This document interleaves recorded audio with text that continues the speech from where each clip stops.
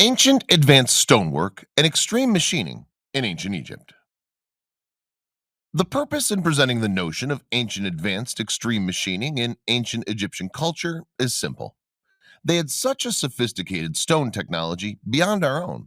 The evidence presented here will leave you absolutely baffled beyond belief.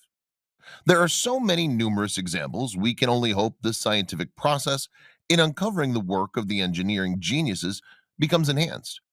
However, Egyptology is no fan of attributing any advanced skills to the ancient master masons. They still sell us this method to achieve advanced results like this. The tides of injustice are slowly turning as global tourism and sophisticated cameras are commonplace now. We have hard evidence of pre-dynastic stone turning possible lathe work, tubular drilling at advanced speeds, marks left behind by what can only be perceived as use of circular stone saws, mechanical methods of engraving lines in hard stones as far back as the 4th dynasty, ancient machining techniques comparable to today's CNC routing, except done in hard pink granites. The ancient Egypt masons shaped all kinds of stone with intricate mastery. They were adept with the use of a wide variety of manufacturing tools, various building stones, tube drills capable of hard material, straight cutting saws, circular cutting saws, lathes, and smoothing techniques for polishing. It's the marks left in the stone by these multitude of tools which are the reliable source of evidence of advanced extreme machining in the ancient world. There are no surviving examples of the tools utilized. There are no written or pictorial records discovered which mention or describe their use. After all, we barely do this today. Why should they in ancient times? There's serious debate about the nature of the tools and their advanced techniques in the historical framework. The marks left in stone are a beacon of curiosity and intrigue to engineers who work these materials today. Egyptology couldn't care less how they did anything unless they feel the need to show some guy pounding a rock and solve the enigmas of all Egyptian building work in an instant. Modern experts are baffled with their machining techniques, and it's these individuals we must listen to if we want to answer conclusively the key questions. What were the cutting tool tips made of? What was their abrasive? How were the tools manufactured? What machinery was used to control the cutting surface on the stone? How did they apply the tool pressure? Why were their tolerance standards of precision so high? Engineers and architects are completely puzzled and rigorously debate pointing to monuments and artifacts, though no scientific proof exists for any of their theories unless the tools are present. Look at an ocean cruiser. It doesn't take a sophisticated debate to know tools, industry, and manufacturing of a high level was used to create it. Why does Egyptology portray such ignorance on the issue then? Because the revelations bear directly on the developmental history and subsequent chronology of the pre-dynastic Egyptian cultures, followed by the early dynastic period. Ancient housewares discovered by Flinders Petrie show undeniable proof of being turned on a lathe. There are various examples in the Cairo Museum, the Petrie Museum in UCL London, and various other museums around the world. Some of the best examples of stoneware were discovered around the Step Pyramid at Saqqara. Petrie also discovered pieces of interesting stoneware on the Giza Plateau. There are incredible aspects about these vases, plates, and bowls that speak of highly advanced engineering techniques. They portray the distinctive tool marks belonging to lathe manufactured items. This is easily visible in the center of the bowls or plates, where the angle of the cut changes rapidly. The stoneware in question is left with a very clean, narrow, and almost perfectly circular line made, a clear indication of the tip of the cutting tool. These stoneware masterpieces, comprising of dishes, platters, are some of the finest ever found, and they're right there from the earliest period of ancient Egyptian civilization. They're made from a variety of materials. Seemingly, the choice of material to be cut was irrelevant, as they went from soft alabaster all the way up the hardness scale to extremely hard granite. Working with alabaster is relatively easy, at least compared to granite. Alabaster can be worked with primitive abrasives and tools. These sophisticated workings in granite are an entirely different matter. and indicate a level of skill we're not aware of today and can only be considered advanced technology. Flinders Petrie was quoted on this issue saying, "The lathe appears to have been as familiar an instrument in the Fourth Dynasty as it is in the modern workshops." Stonework as sophisticated as these examples are not found in any later era, leaving many to think the skill was lost or that they were heirlooms from a different epoch or culture. There's also the case of delicate vases being made of very brittle schist, somewhat like a flint, and yet they're polished, finished, and turned to flawless thin edges. An incredible feat of engineering and craftsmanship. Many bowls are turned and hollowed out with thin necks and have a symmetrical wall thickness without any noticeable errors. Let us not understate that these items were made by an ancient machinist. To produce this in clay would be outstanding. To see it in granite is simply incredible. There are many pieces turned out of granite, porphyry, or basalt, all fully hollowed with decorative narrow undercut openings. The most remarkable of these have long necks. The fact remains we cannot replicate these artifacts today with techniques, crafts, or machinery. But before we feel any ineptitude of craftsmanship, Egyptology comes to the rescue with copper chisels and stone pounders. The trilobed schist disc of Sabu is a complete mystery and masterpiece. Some 24 inches in diameter, bizarre structure with extremely thin pieces turned out of schist.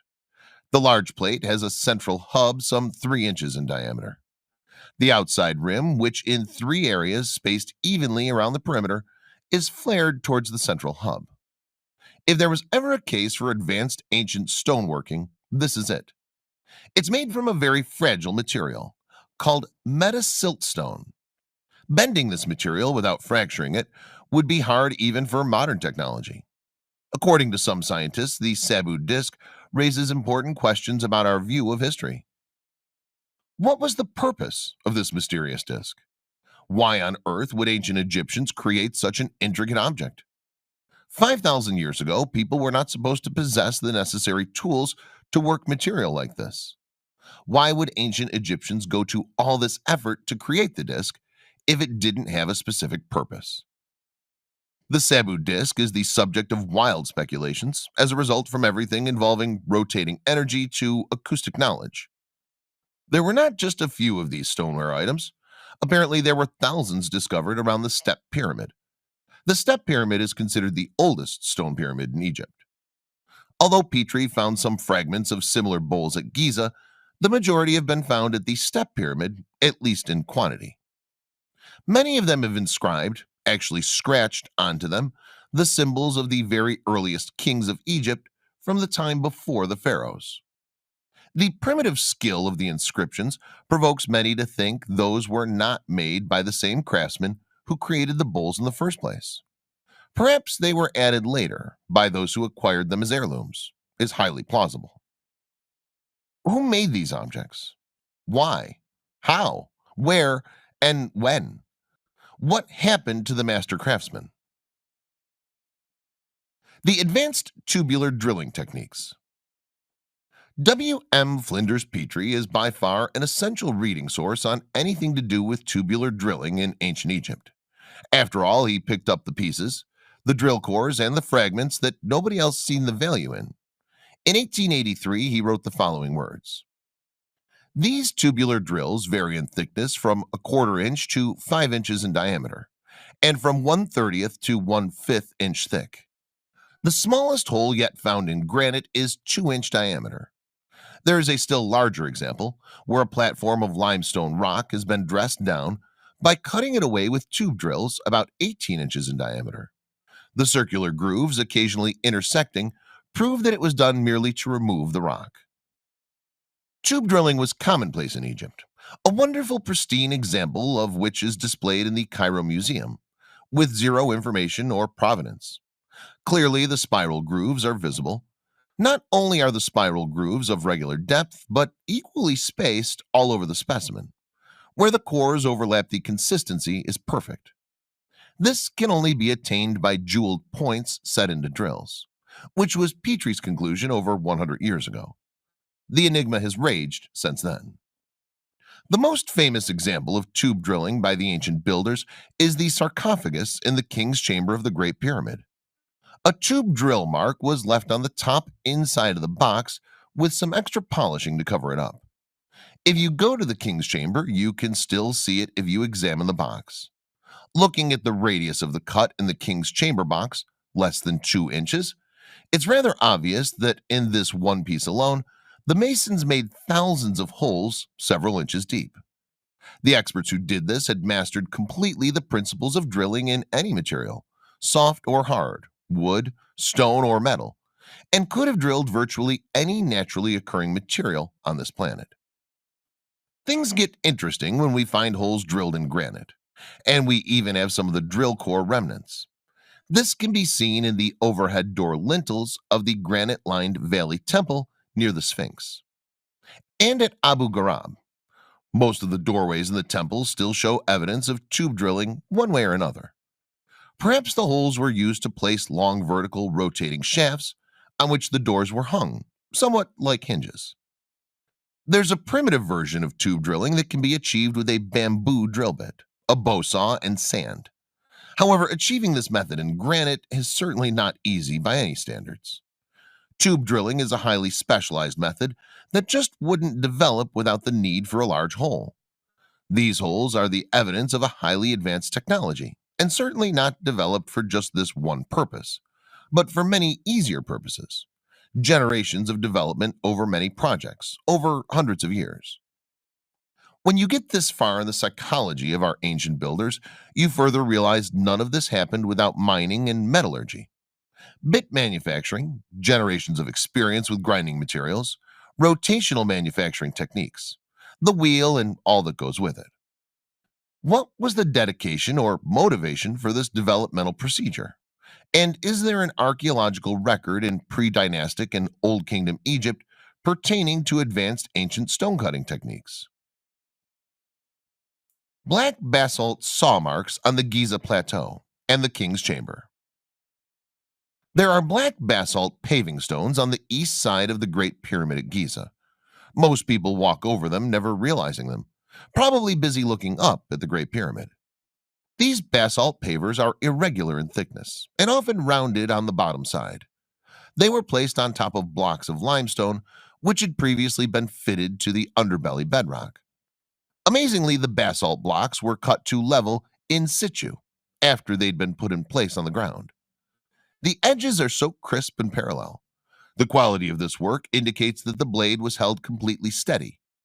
Apparently, cutting basalt was not so slow and arduous that extra cuts like these would have been avoided, as being an unnecessary waste of time. There are several places where overcuts like these can be seen. They show no trace of the wobbling cuts that might be expected of a long hand-pulled blade as it starts into hard material. That may be because these cuts were made as the blade was coming out of a cut above it, and it was held firmly in place by the rock above it. We know that the stone box in the king's chamber of the Great Pyramid was cut with a very large saw, one which was longer than the box, perhaps 10 feet. The marks on the bottom of the box were discovered and described by Flinders Petrie. He also described an error in cutting that went off the mark before the workers noticed to back out the saw from the cut and start over. These questions could perhaps be answered if microscopic examinations of the cut marks by contemporary specialists in manufacturing technology could analyze it. The works of William Flinders Petrie pioneered this research in the 1880s. Petrie, in Egypt particularly, he showed there was an order or protocol for creating artifacts that involved the use of simple geometries, and such as simple radius, over how radii are combined to create a shape where one radius would lead to another radius that would then be tangent with a flat surface. And you find that at Giza near the pyramids, and also other places around Egypt. There are so many remarkable artifacts that really have not received that much attention in conventional literature, and the simple methods that are described by Egyptologists don't really answer the question of how these artifacts were created, because it's not just a matter of describing a tool and how you actually remove material from a block of granite, but also a range of instruments that would have been necessary to ensure that the measurements are consistent throughout the creation of those artifacts. The tools to measure are equally important as those used to cut, drill, and polish. Those tools don't exist in the archaeological record, nor have they been even suggested in the conventional literature that they did exist. So it's an open question right now, and it's certainly open for study by Egyptologists or universities who would care or dare to take up the challenge. And that challenge is to be able to come up with methods that would explain these artifacts in a way that modern engineers would understand and believe. Unfortunately, in the past, this has not taken place. We've not been directed or shown by people in Egyptology or in academia. We haven't been shown any methods that will adequately explain the creation of these artifacts. For example, perfectly flat surfaces that you find on the igneous rock or the granite and basalt diorite artifacts that occur all over Egypt. You'll find a very large block in the Valley Temple near the Sphinx at Giza. There's one wall where there is a diorite block that shows a high order of precision, being extremely flat. Comparative measurements using a very precise straight edge show precision to 1/10 the thickness of a human hair. Whilst this is extremely precise, you also find those kind of surfaces in the Great Pyramid and the granite box in the Great Pyramid, also the Second Pyramid. There are numerous very large, what they call sarcophagi, in the Serapeum, and these sarcophagi are supposedly built to bury bulls. But the precision and the size of these boxes that seem to indicate a much higher purpose, one that would serve a technological purpose rather than just for a funeral. Because on the inside of the boxes, you not only find very precise, flat surfaces, but also the corners where one surface meets another are extremely square. Also, the wall of the inside of the box where it meets the lid is extremely square. The fact that these artifacts and work materials exist has not been adequately explained in the literature we're trying to understand to really come to grips with. Egyptology isn't trying to come to grips with anything, even how we will create these artifacts today, because it would really stretch our capabilities to make these artifacts, particularly the ones in the Serapeum. But these are fairly simple geometries. We go from the simple to the complex, and then it becomes a little more difficult to explain. Because not only a flat surface is fairly simple to understand in terms of how you would grind a surface flat now, when we move to more complex surfaces, we find that there are objects that have curved surfaces or radii, and gathering the information about those, I've tried to determine how they were created. And gathering the information about those, I've tried to determine how they were created.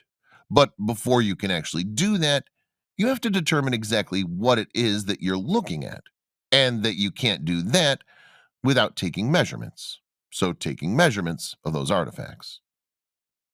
When you have complex compound surfaces and compound radii that flow from one to the other, and also they seem to follow a general direction or the contours are maybe cut, and then that contour flows along a straight line, and that straight line on an axis is very precise, to almost as though it would be made on a machine. And that, of course, is a very controversial suggestion. In today's world, you have to consider that because the two created any other way, it would be enormously difficult. And certainly for an artifact that's supposed to be part of a construction, it wouldn't require that much of that high precision if it was just for our construction purposes. If it was made by hand, it would take an enormous amount of time for you to create that precision, and it wouldn't be necessary anyway. Those are the kind of questions that need to be asked when we look at these artifacts. It's a question of what tools would have been used to create it, and when we ask those questions, we tend to lean more towards the fact that the machines or the tools that they were using to create them were capable of no lesser precision and what appears in the piece. Flinders Petrie was very outspoken on these issues over a century ago, stating, "The methods employed by the Egyptians in cutting the hard stones, which they so frequently worked, have long remained undetermined. Various suggestions have been made, some very impractical, but no actual proofs of the tools employed, or the manner of using them, have been obtained." Amazingly, he recognized the immense importance by today's standards all the way back then. He gave detailed analysis of engineering enigma. The typical method of working hard stones, such as granite, diorite, basalt, etc., was by means of bronze tools. These were set with cutting points, far harder than the quartz which was operated on. The material of these cutting points is yet undetermined, but only five substances are possible: beryl, topaz, chrysoberyl, corundum or sapphire, and diamond. The character of the work would certainly seem to point to diamond as being the cutting jewel, and only the considerations of its rarity in general interfere with this conclusion. In Memphis, there's an open air museum there with a statue of Ramses, which is lying on its back. One of the things that's looking down the length of the Ramses statue, the face seems to be extraordinarily regular and precise, and particularly the nostrils being identical on both sides, which is unusual to find somebody or some person with their identical nostrils. The ancient Egyptians were being very precise and symmetrical in the creation of their statues. In the Luxor temple, the head of Ramses on his statue is so perfect looking. How could anyone not find this puzzling? The famous author and manufacturing engineer Christopher Dunn, who's done so much to bring these enigmas to light, has shown the complexities of this engineering prowess. The symmetry in the Ramses face is very remarkable precision. Overlaying 2D transparent photos shows this amazing feat of engineering. When you realize it's three-dimensionally symmetric, it becomes mind-boggling at that point. Christopher Dunn is by far one of the most prominent experts on this entire issue. The level of sophistication that the ancient Egyptians had used in creating these statues is simply incredible. The Ramses statue in situ at the Temple of Luxor is not a rogue example. Reportedly, over 100 Ramses statues were created. Another famous one is in the British Museum, and it's in the exact same condition of precision and symmetry. The interesting thing about the British Museum statue of Ramses, we see that there was a mistake in the manufacture of that statue, where there was a dig in the corner of the mouth where the tool had cut too deep. And then, in order to compensate for that, they had to cut the lips deeper into the face, which created a very sharp cusp. Human hands really didn't have much control over because they did not have to do those mistakes by hand. Again, we return to Flinders Petrie's analysis for insight. Many nations are in the habit of cutting hard materials by means of a soft substance, as copper, wood, horn, etc., with a hard powder applied to it.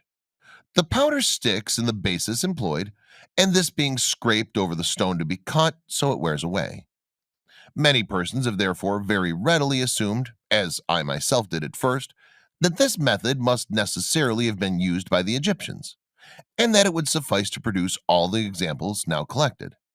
Such, however, is far from being the case, though no doubt in alabaster, in other soft stones this method was employed. Let us take a moment to recap what we do know, what we can ascertain or accept from what we know. They had tube drills with drill bits and the necessary machinery to hold them in place and apply rotational torque. They had saws that could cut granite with ease and precision, producing amazing symmetry. They had the ability to work the hardest of rocks, and more often preferred to do so. In addition, they applied their techniques finishing granite in situ, after a block had been placed in a wall or on the surface of a pyramid, which literally boggles the mind. They had the ability to cut, level, and polish granite to a sophisticated degree of perfection. They had lathe machinery that would turn and polish granite, schist, basalt, etc., in ways we've not duplicated in our modern society. They cut extremely accurate parallel limestone joints with such a remarkable flatness over huge surface areas, some 35 square feet or more, a technique they'd mastered before creating the casing of the Great Pyramid at Giza. They had the knowledge and technology to repeatedly lift, maneuver, and delicately place enormous weights of stone at various heights. They had the motivation and means to quarry and move millions of stone blocks. They had the administrative skill to foresee multi-generational works, all that they require for a very long planning and project continuity, whilst maintaining the commitment of many generations of craftsmen, from apprenticeship through retirement of the workforce. Putting it this way, The pyramid builders of ancient Egypt have achieved the implementation of the largest, most ambitious, and vast long term engineering construction program in the history of mankind, by a long shot. Flinders Petrie never could satisfy his curiosity over the working of quartz, saying that the Egyptians were acquainted with a cutting jewel far harder than quartz, and that they used this jewel as a sharp pointed graver, is put beyond doubt by the diorite bowls with inscriptions of the fourth dynasty, of which I found fragments at Giza, as well as the scratches on polished granite of Ptolemaic age at San. The hieroglyphs are incised, with a very free cutting point. They're not scraped or ground out, but are plowed through the diorite, with rough edges to the line. As the lines are only 1/150th of an inch wide, the figures being about zero point 0.2 long, it's evidence that the cutting point must have been much harder than quartz, and tough enough not to splinter when so fine an edge was being employed, probably only 1/200th of an inch wide.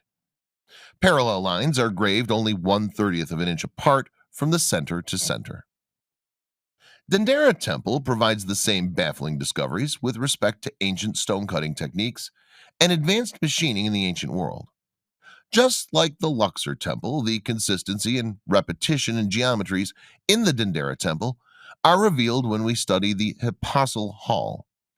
This impressive structure, as you can enter the temple, contains 24 columns each, about 90 meters high, and they have a capital on the top, which is four-sided capital with four phases of the goddess Hathor.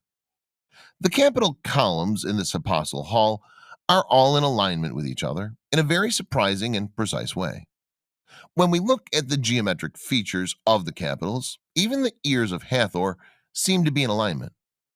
There are many complex geometric elements at play with various overlapping ellipses, and this repeats on each face of the four-sided columns. To imagine constructing this hallway with all these columns and capitals, when we consider that the height to which these capitals were placed and the potential for error and communication of error, how were they able to precisely align each of those features? Also, what we find is that the capitals are not in one piece. They were made in several pieces, and the builders were able to detect the split lines, were able to determine where those split lines were, then very precisely put it all together. The whole temple was manufactured very precisely before being erected and put into place for assembly. Egyptologists profess, at least on site at Dendera anyhow, to how this remarkable complex feat was achieved.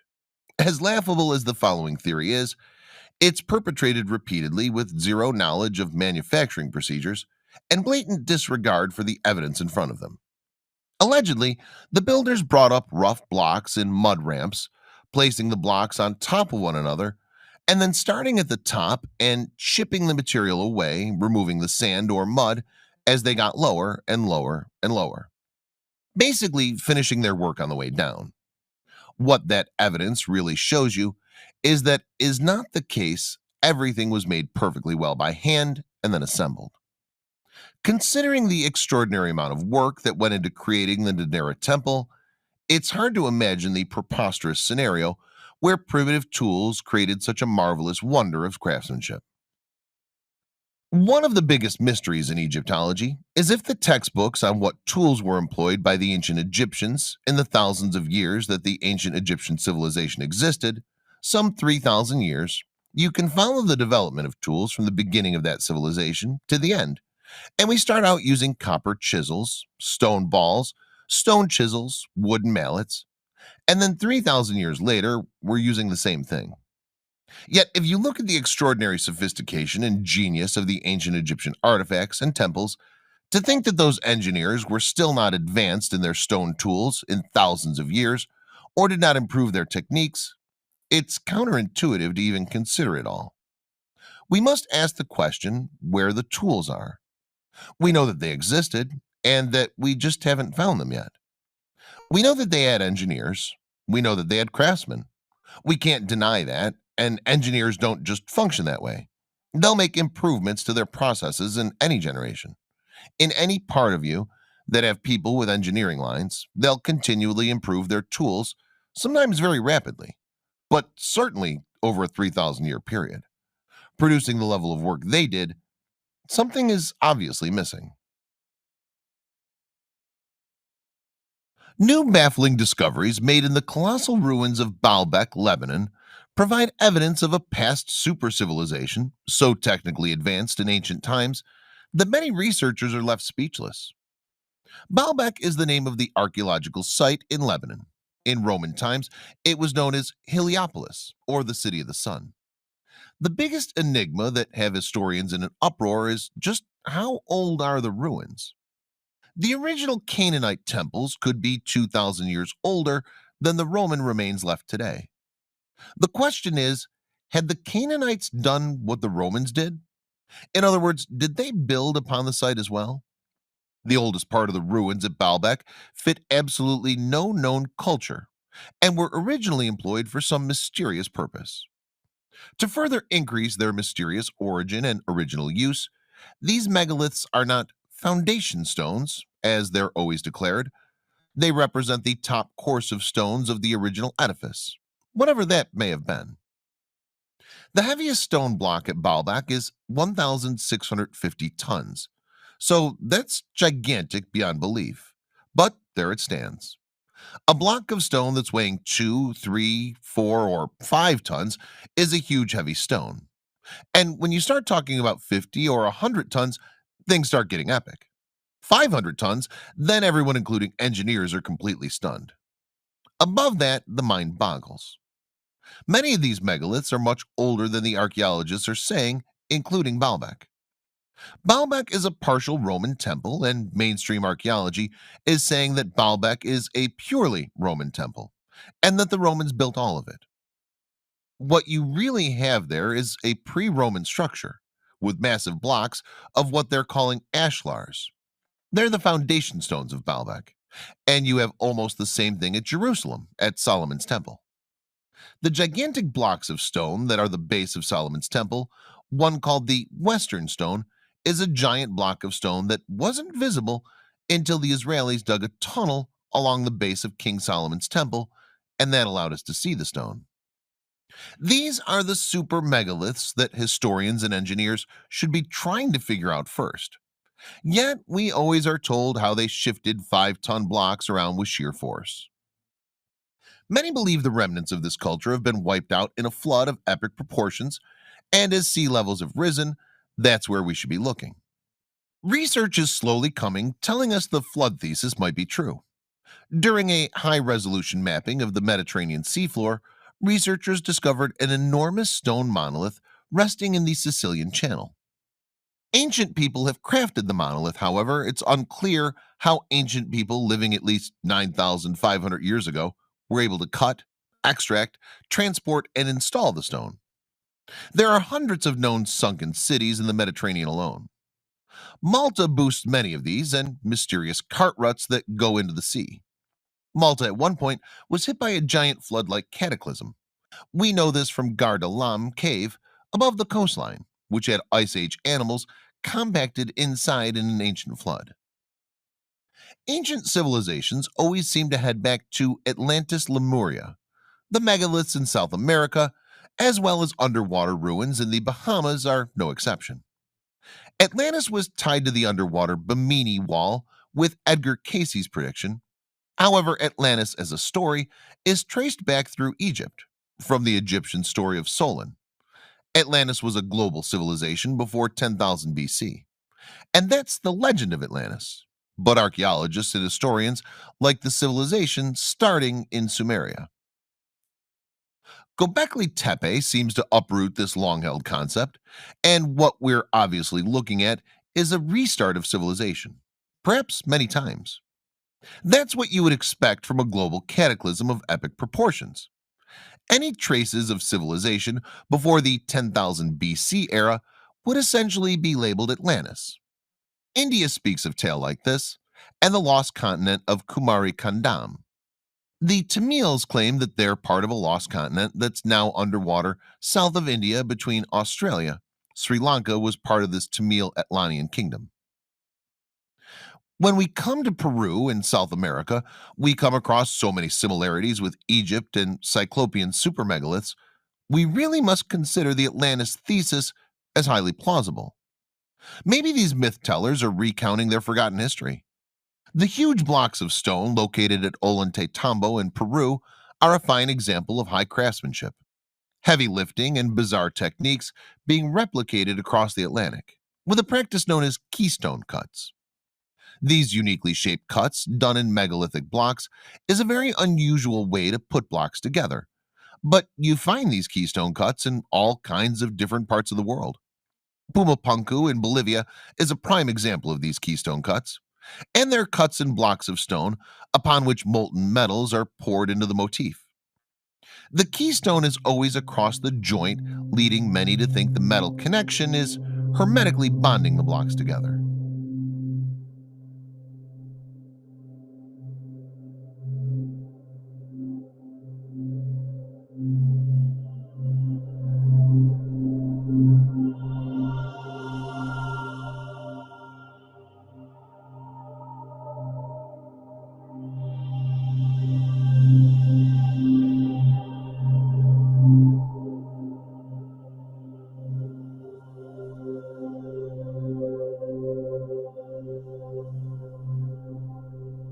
When, when we come to the megaliths of Easter Island, and particularly to the quarry on Easter Island, we get into the mind boggling territory once again. Easter Island is a triangular island with up to three volcanoes. And there's a fourth volcano sort of in the center of the island, a little bit off to the side. And it's this one where all the statues on Easter Island were quarried. There are hundreds of statues recorded at Easter Island. Some were moved out of the quarry and placed around the islands facing inland, supposedly to protect the island. What happened at Easter Island is they made all these statues, left them at the quarry, but they didn't do anything with them. They didn't move them anywhere. They're just sitting still at the quarry, in a sense, on the side of the hill. In fact, most of them are buried up to their chests, according to the early natives on Easter Island. What they would have to do is move the statues to the edge of the island. According to the islanders, their Easter Island, Rapa Nui, was part of a continent, a lost continent like a Lemuria. This continent, their homeland, sank beneath the ocean. The only part of their land that didn't sink beneath the ocean was Easter Island. To protect their island from sinking, like the rest of the land, they put statues all around the edge of the island. Supposedly, the statues walked themselves. Easter Island, being a volcanic island, has a puzzling and magnetic anomaly so strange, people often feel an unusual sense of energy there. It's often being compared to the magnetic vortex of the Bermuda Triangle. These statues are 40 to 50 feet high, but most of them are buried up to their chests. Some are lying down on the green slopes of the volcanic quarry. Was there a cataclysm that washed across the island and buried them? How would 30 feet of soil have built up around these statues in even 500 years they're supposed to have been built? It's so baffling. Like these statues have been there for thousands and thousands of years, and perhaps some volcano had to go off to half bury them. All the statues that were put up around the island facing inland, they're standing on platforms. They're not buried.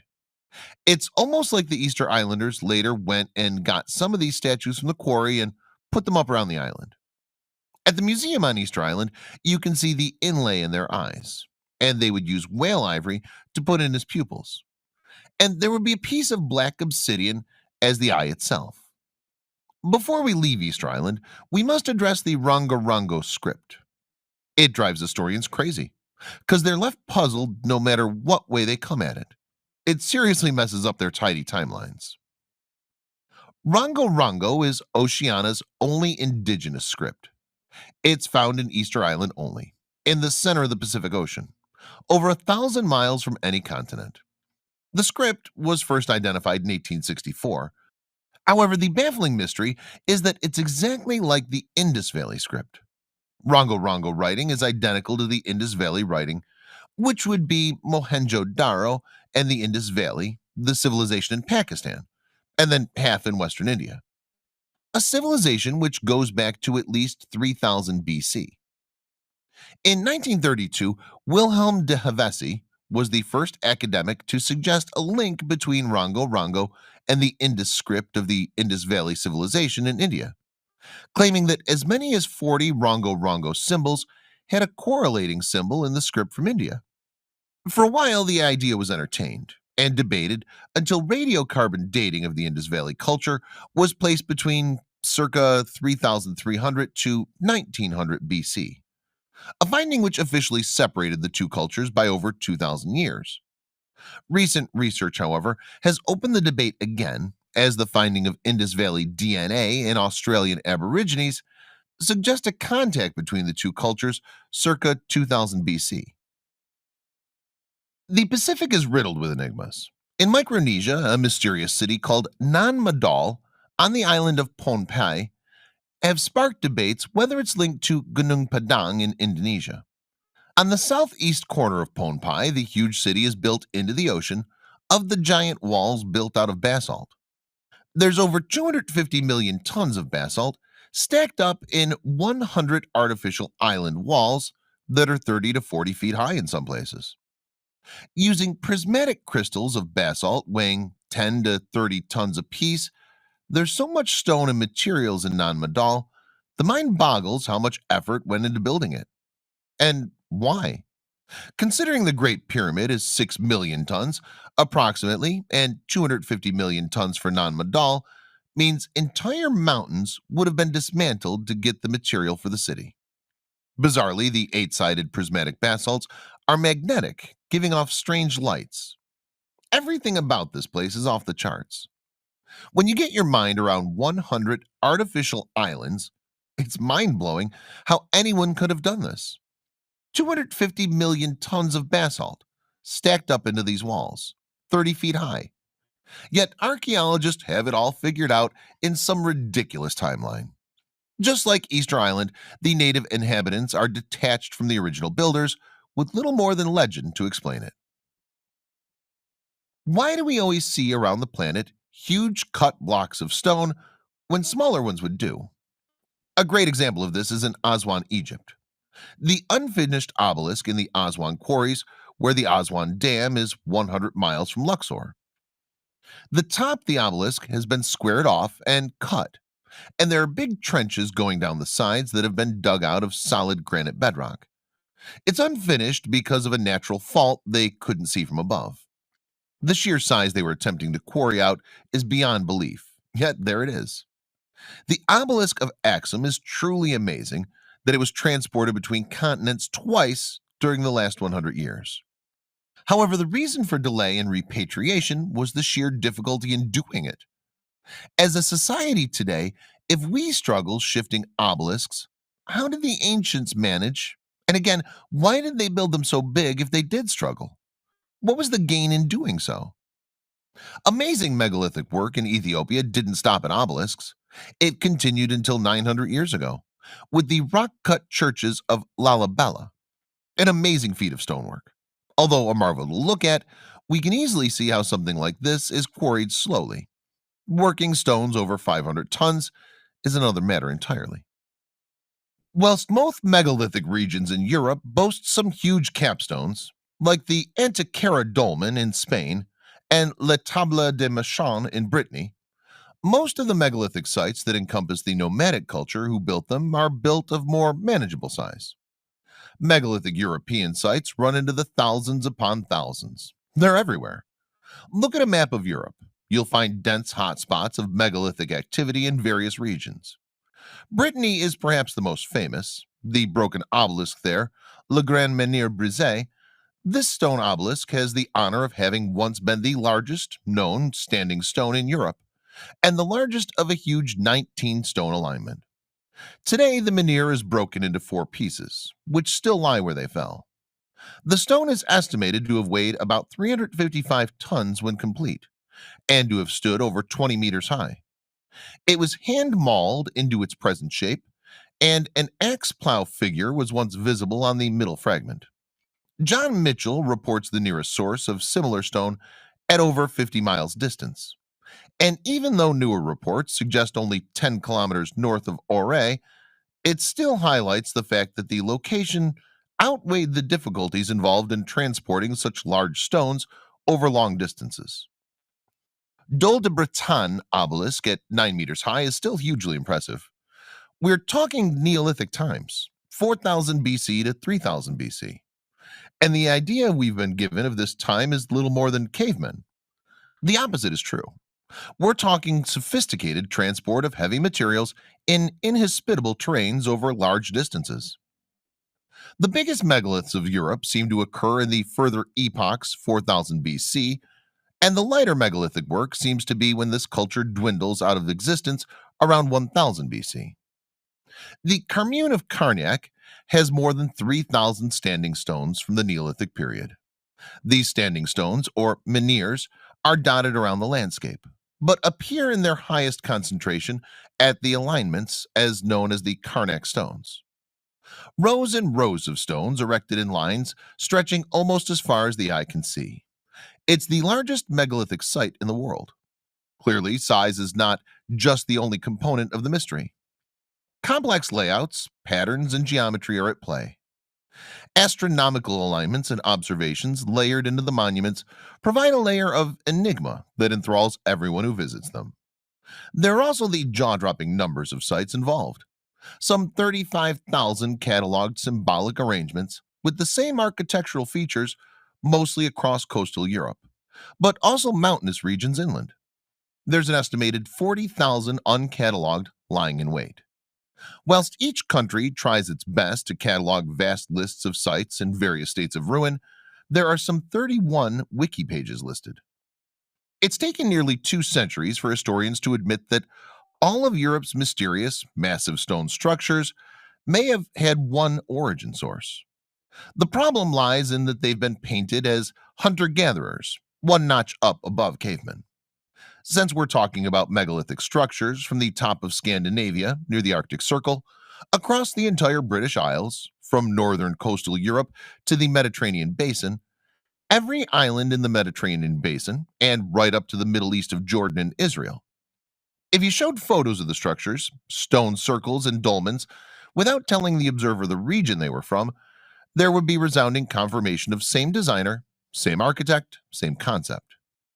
The observation is obvious, rudimentary, and compelling. Anyone who's tried to link sites over distances has either been ridiculed or shunned. Why? Because historians would have to admit seagoing vessels and a mariner culture.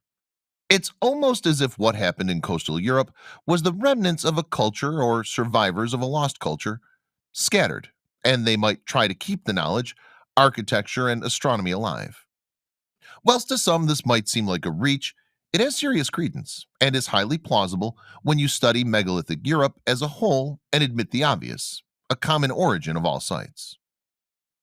In fairness, there are issues with a common origin. A recent study has laid claims that Brittany's megalithic region was the original epicenter of this marvelous ancient architecture. Evidence suggests several pockets all ignited at the same time. Northwest Ireland, Evora in Portugal, and Brittany all show massive projects in the 4800 BC era. Almendres Cromlech in Evora even shows remarkable similarities to Brittany alignments. The data we see on the ground doesn't match the study, which lays claims that the oldest is Brittany and everything else follows. Scotland and Malta show remarkable similarities also, which are at the two ends of Europe. Sardinia, Corsica, and Malta in the Mediterranean Sea, being relatively close to each other, all show such diversity in age, style, art, and architecture, it doesn't make sense. At the same time, in portraying all this, we have signature monuments like dolmens in all these regions like a beacon, saying we all have the same concept. Mariners seeking refuge in Europe from an unknown common source fits this scenario perfectly. But mariners from where? From when? Sometime before 5000 BC, people versed in massive megalithic construction hit Europe at different locations and set up camp.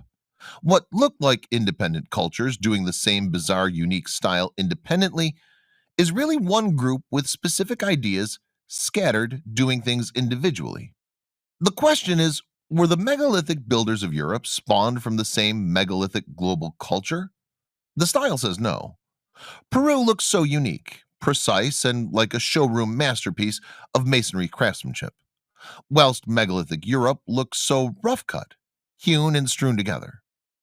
There is the enigma of dolmens reaching Korea in the Far East that says anything is possible, and that our planet Earth really is smaller than we think. We often underestimate our ancestors. Sure, they'd be in awe of our modern technology, but when we look at the resilient monuments they created, the Great Pyramids, Stonehenge, the Moai of Easter Island, we're left speechless as well and wonder how'd they do that? Often this question remains unanswered, and these wonderful structures are still shrouded in mystery. The dolmens of Korea are equally such an enigma. Dolmens in Korea are generally single chambers with two or more vertical stones supporting a horizontal capstone forming a tabletop. There are examples of dolmens in China and Japan, but Korea has the highest concentration of these prehistoric megaliths, around 35,000 structures, more than the rest of the world.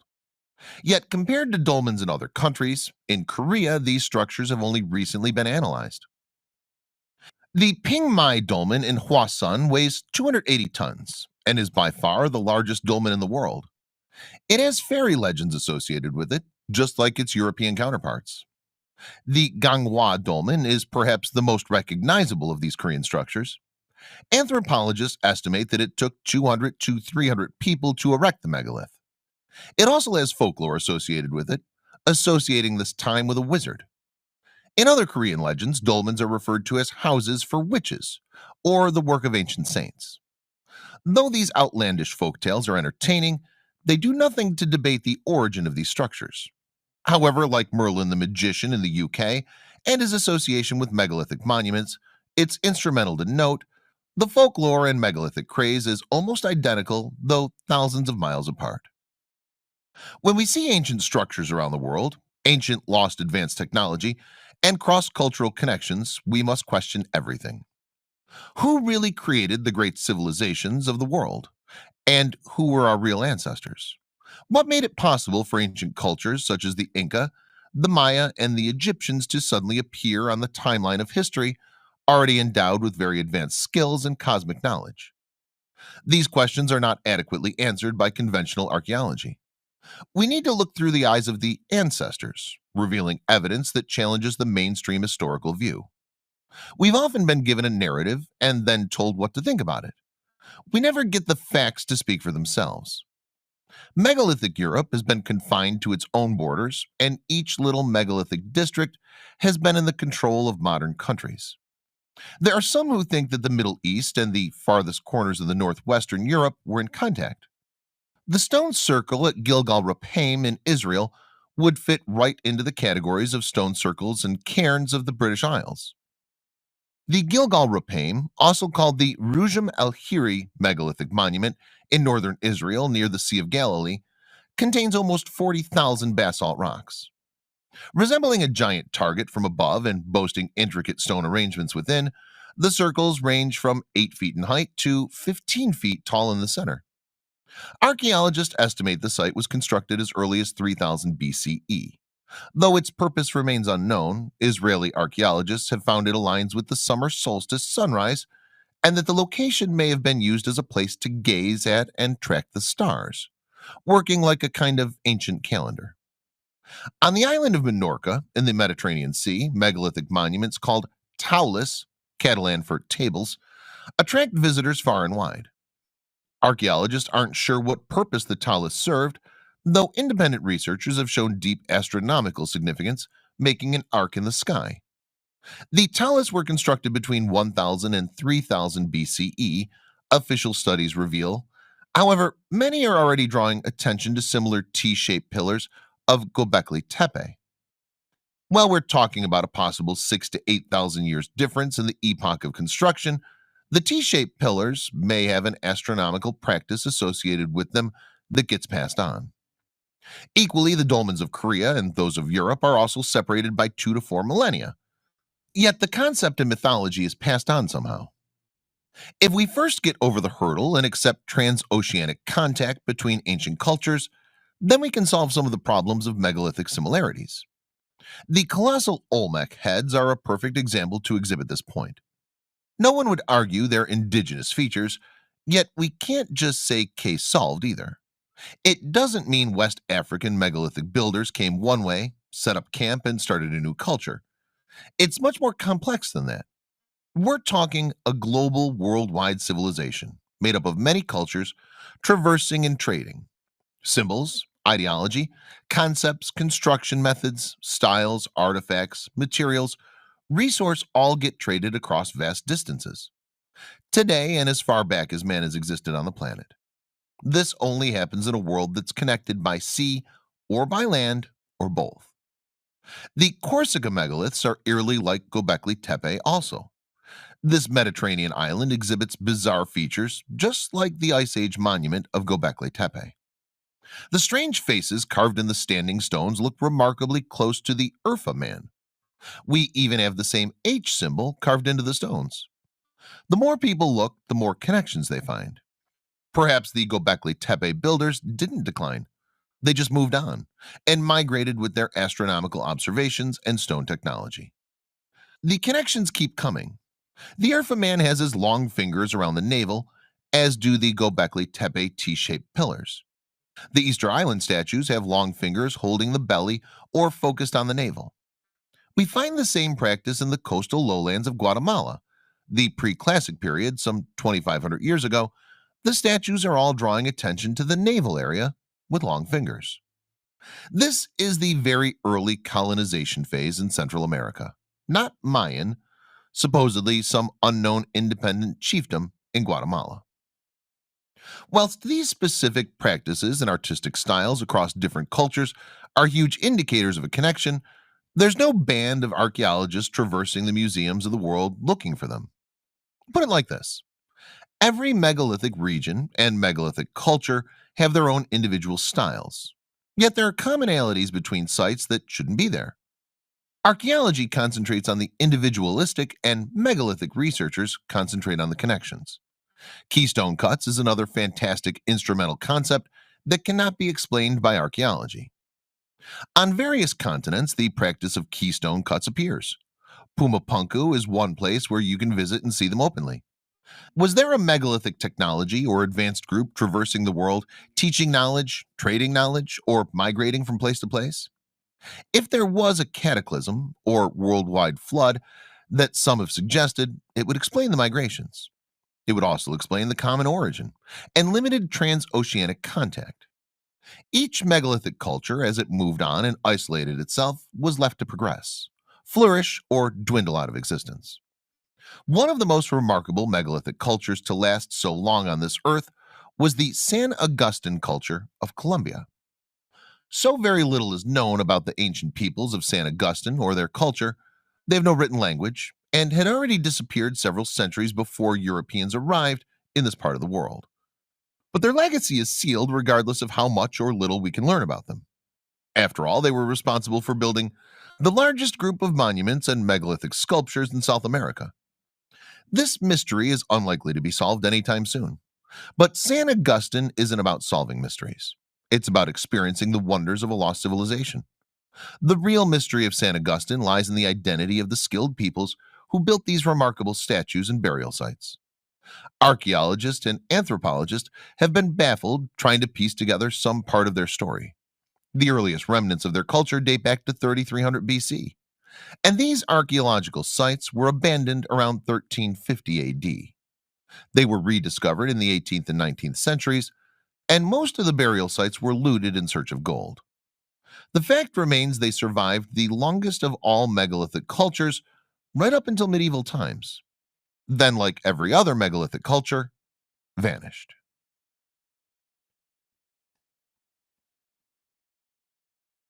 Olmec Mysteries of Mesoamerica. Thousands of years ago, bizarre people who spore on one of the biggest mysteries on the planet settled in the part of the world we call Mesoamerica.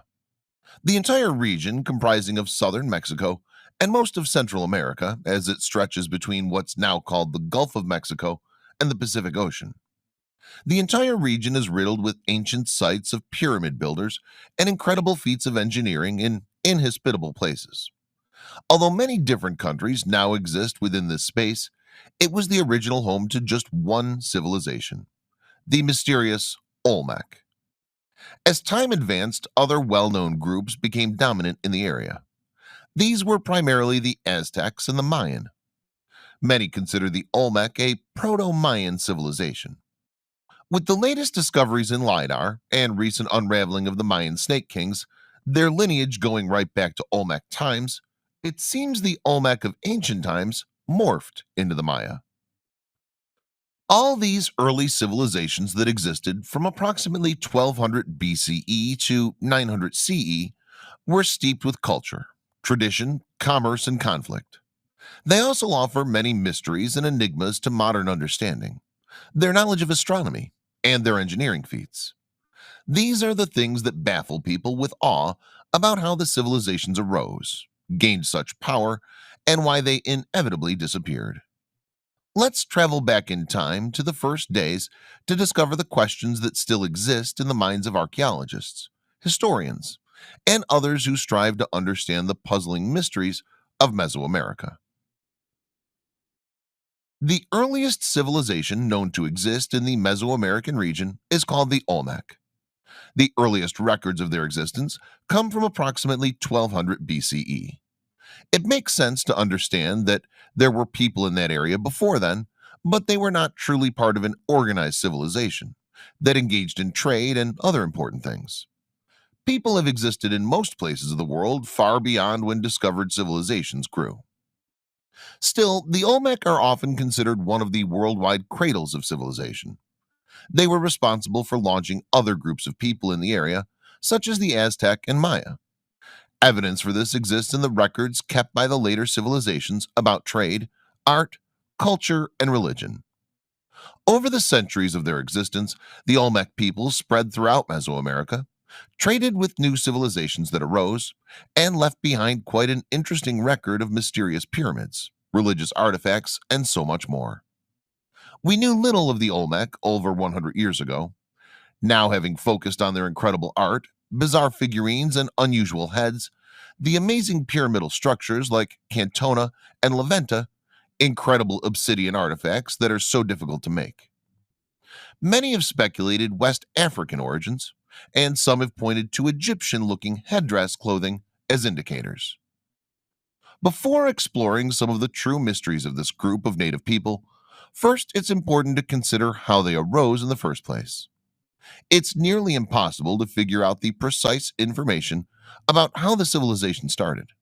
However, with some logical thought, the intelligence of historians and archaeologists, and information left behind by later civilizations, you begin to have a clearer picture of the Olmec people.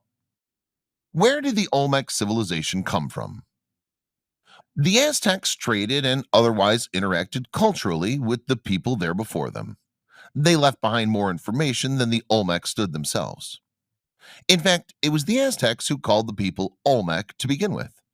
The term comes from a common resource in the area, rubber.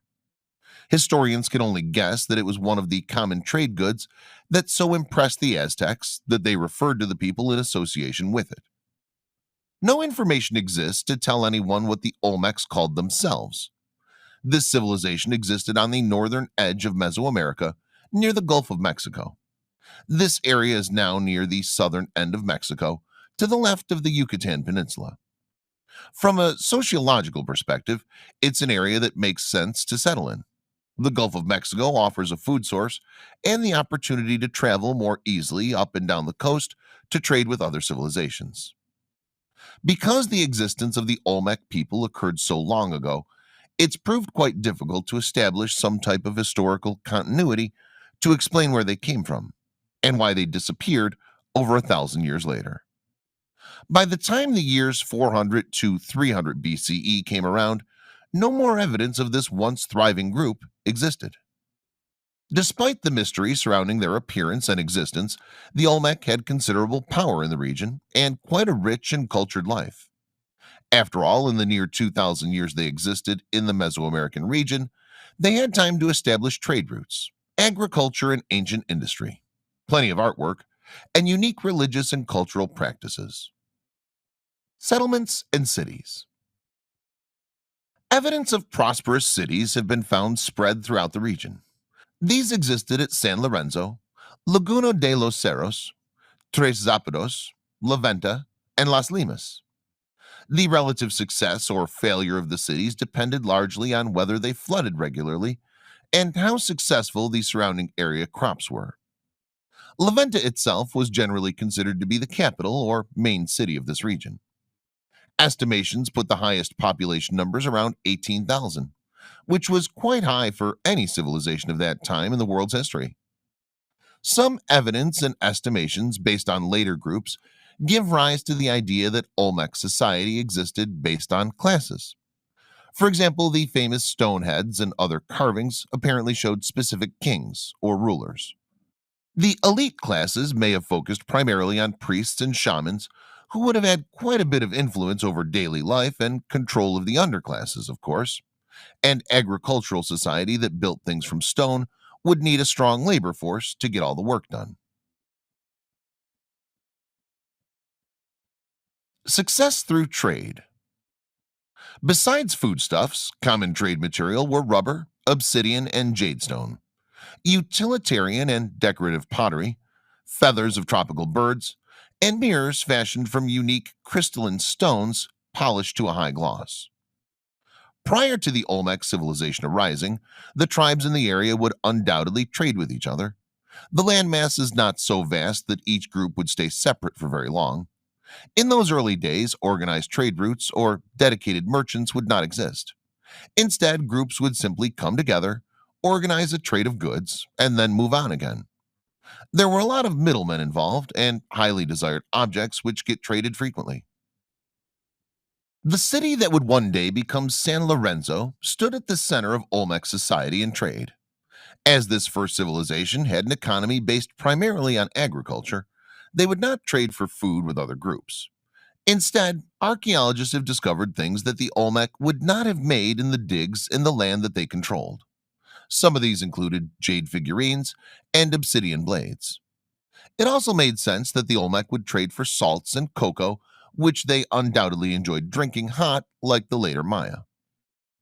The luxury goods created by the Olmec themselves, such as pottery, small humanoid figurines, and natural items like parrot feathers and jaguar skins, undoubtedly fetched a high price.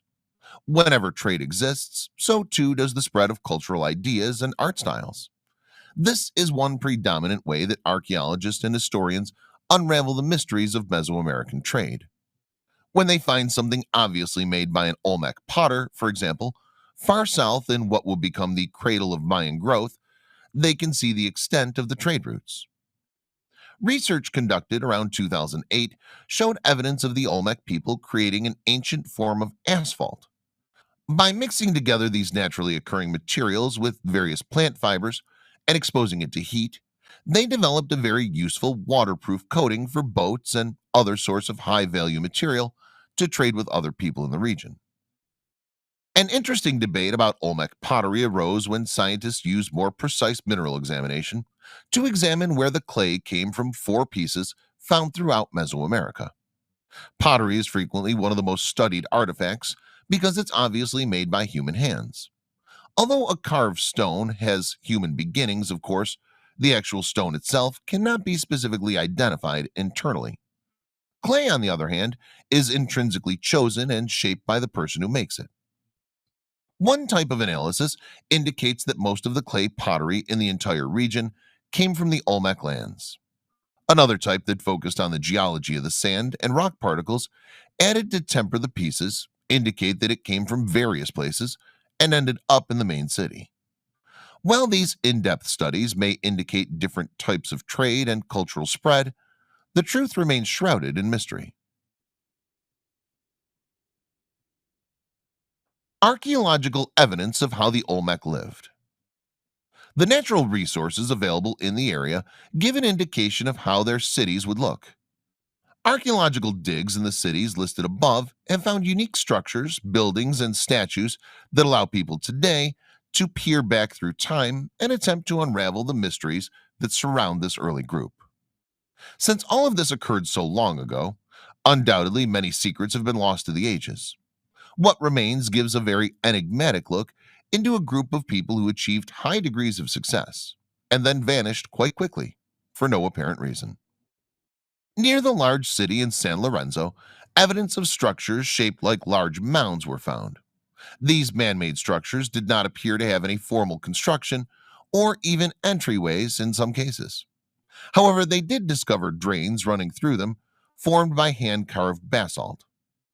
The general idea that currently exists in most traditional historians' minds associates these mounds with nearby Mayan pyramids. However, since the Olmec people existed many years before the latter were built, they succumbed to more erosion from the volatile weather in the area. Other interesting finds within these ancient cities include the outline of an entire complex of both rectangular and round structures. These included what appeared to be religious buildings, a red palace, perhaps storage buildings, and fields for ceremonial ball games. These were played with rubber balls that share the name with the people, according to the Aztec record. Unique city design choices align with the stars. Besides the impressive appearance and size of these ancient city layouts, one of the great mysteries that surrounds them has to do with their configuration and alignment. The Olmec created what is generally considered to be the first pyramid in what is now Central America. The buildings at Cantona and at La Venta City are laid out in a very neat grid. Also, this grid follows a rather precise north to south alignment. Why this was done specifically is a mystery lost to the sands of time. However, it's quite common among ancient civilizations. For example, the ancient Egyptians aligned their pyramids with astronomical bodies and directional poles. What is now called San Lorenzo represents one of the most essential archaeological sites in Mesoamerica. This sprawling city represents much of what people today know about how the Olmec lived and what they valued. The city itself laid approximately 38 miles inland from the Gulf of Mexico. While this may seem like it's too far removed from the source of undoubtedly much of their food and potential coastline trade routes, the city had something much more important: fresh water. Although the geography of the area has changed in the millennia since the Olmec lived there, and the course of the Coatzacoalcos River has changed its course, San Lorenzo would have originally stood on an island in its center. With its high ridges, the island would have protected the city quite effectively from both floods and invasion. Generally, however, although some conflicts usually arise between multiple civilizations in the same area, there is no real evidence of battles or sieges. The city itself underwent various incarnations over hundreds of years and with different groups of Olmec people. It even stood vacant for quite a while around 500 BCE. Some new buildings and a ball court were added in later years, but nothing was done to maintain its former glory. Archaeologists found evidence of a main city structure, several nearby villages or clusters of farmer homes, and many statues and other artifacts. They even discovered evidence of aqueducts to transport fresh river water into the city's most high-class areas, to fill artificial pools, and the unique Monument 9, which is well-shaped like a duck. Since the Mesoamerican area is so hot and humid, no soft furnishings, leather, or other degradable items have ever been found.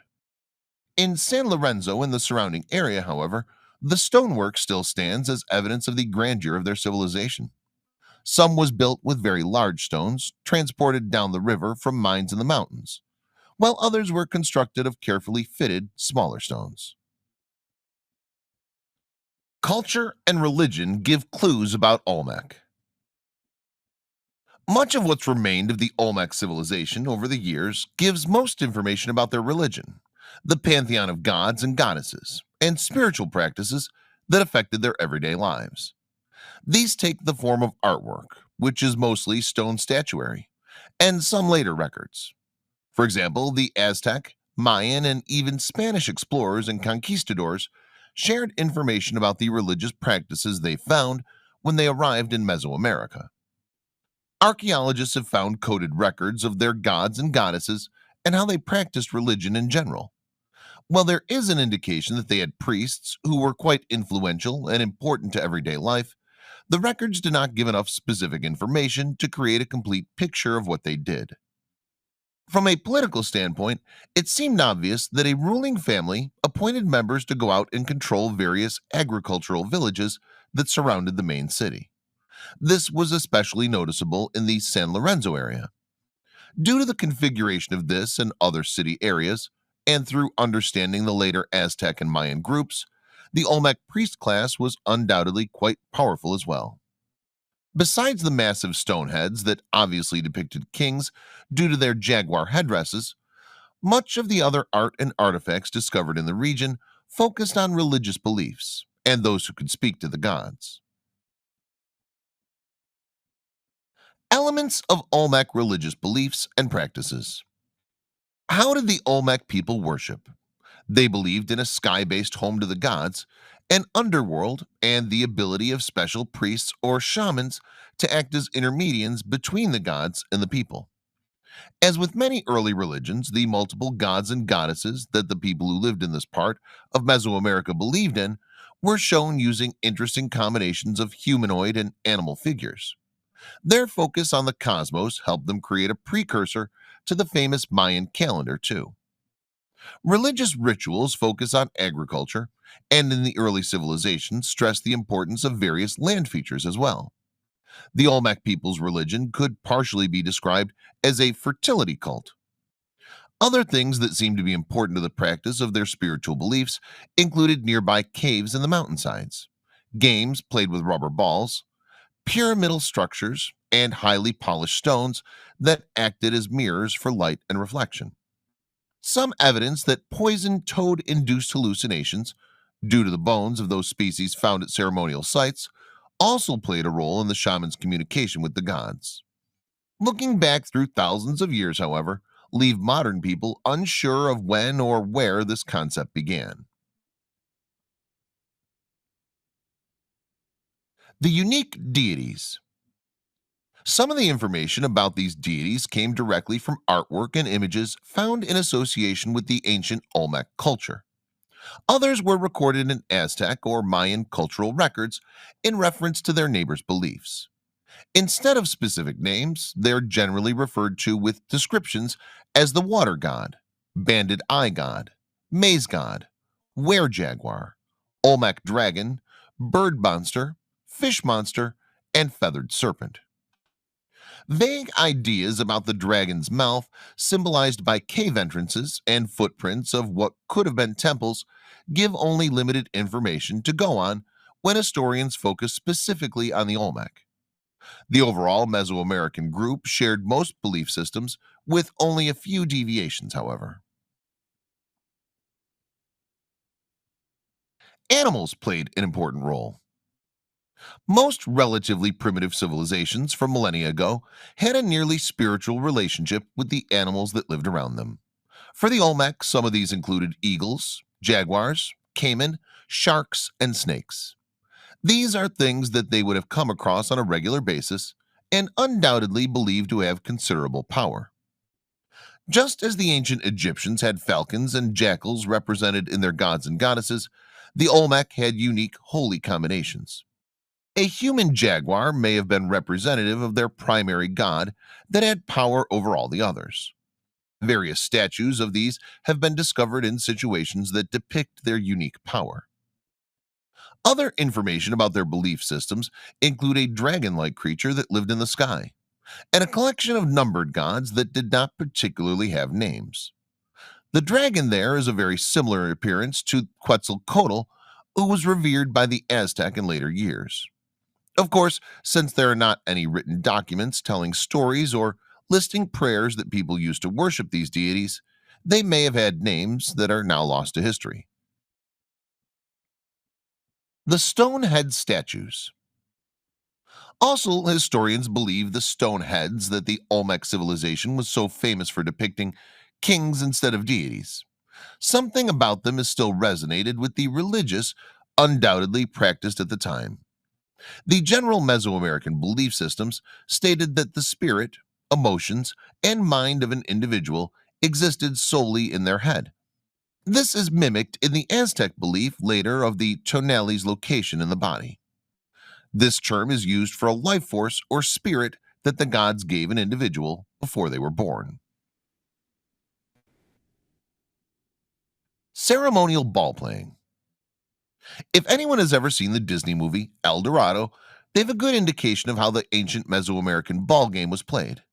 The players were into a walled field or pit with stone rings attached up high on each wall. Using a rubber ball, they would kick, hit, and bump the ball into the rings to score. In the children's movie, the main characters had some fun and provided a few laughs. In the genuine Olmec and later Aztec and Mayan cultures, the ceremonial ball game was deadly serious. In fact, it may have been one of the ways that the next priests were chosen. The basis of this belief comes from ancient religious stories themselves. The tale tells of some noisy brothers who were brought to the underworld and forced to play the game against deities as punishment.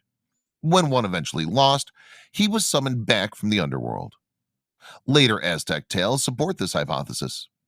The ball game, using a unique rubber ball, was used to determine the accuracy of prophecies and predictions. A game lost apparently showed that the ruler would succumb to the European invaders. This all came much later than the first Olmec representations of the game, however. They shared the same ideas, as they had one or more courts or playing fields in the main cities. When it came to rules of the game, the basic idea followed modern football, or for North American, soccer. You could not use your hands. Pads were sometimes used to protect from the very heavy rubber ball, and only 6 male players entered the court at one time. Both professional and amateur teams existed, apparently, which would surely create quite a spectacle for traders and villagers who came to the cities. Archaeologists have found possible trophies that consisted of sticks or belts or necklace amulets. Most of the in-depth information about these games comes from the later Aztec and Mayan civilizations. However, there's no reason to believe that the earlier Olmec simply played a nice friendly game with no focus on their religious practices at all. The oldest of the Olmec courts were eye-shaped, the size of a football field, and are approximately 3,600 years old. Spiritual mirrors. It makes logical sense that any reflective and highly polished stone surface would be associated with the power of the sun. After all, these ancient Olmec mirrors reflected light quite well. To a modern eye, they looked very little like the mirrors we know.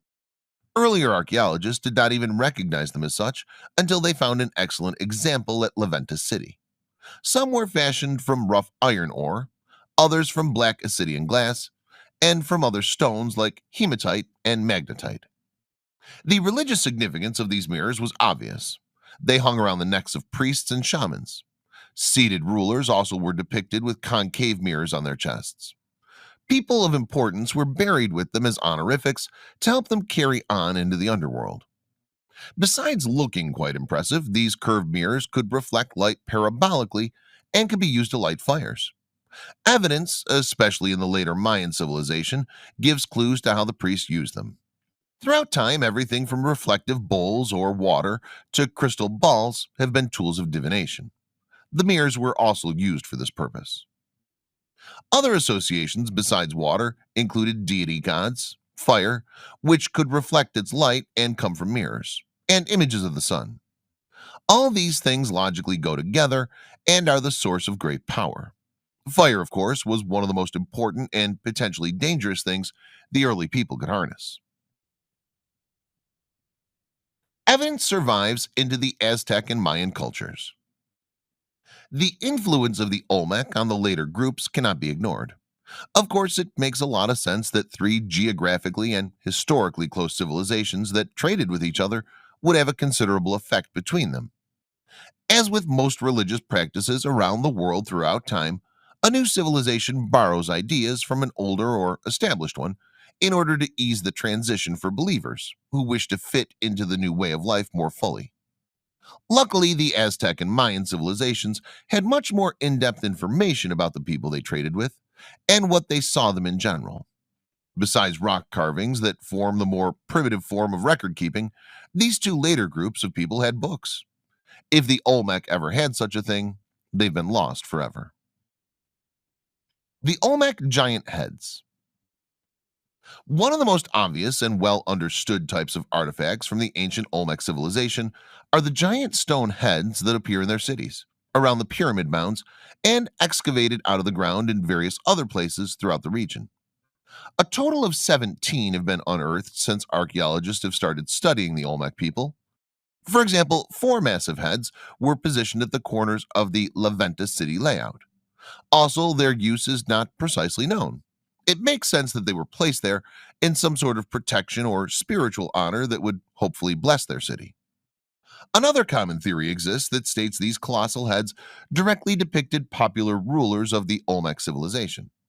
In fact, they could have done double duty in honoring the kings and representing a desire for protection for their cities. Still, many mysteries surround them, and archaeologists argue about various aspects of how they're designed and created. Appearances of the stone heads. These 17 heads range in size from approximately 9.5 feet to 14.5 feet in circumference. Most are approximately 6 to 7 feet tall. The unique property of the stone used to create them makes them exceptionally heavy. They weigh in at approximately 8 tons each. In the far-off Tuxtla Mountains, Olmec miners separated these massive basalt boulders from the ground and transported them down the river on rafts or overland using logs to roll them across open ground. There were no organized road systems in the civilization, although there were regularly used trade routes that could potentially make this process much easier. The faces have broad features, white noses, thick lips, and invariably wear the type of helmet over the top of their heads. Although time has roughened the features some, they're generally smooth and quite precise for a time when people used only stone tools. Archaeologists suggest they could have been painted in bright colors, much like the Aztec and Mayan statuary was in years after the heads were carved. Other types of Olmec art. Besides the massive heads made of basalt, the Olmec appeared to enjoy carving smaller heads out of various other types of stone. Archaeologists have found stone masks and statues as well. Much of the information that the world now has about this early Mesoamerican civilization comes from carvings and paintings that stood the test of time.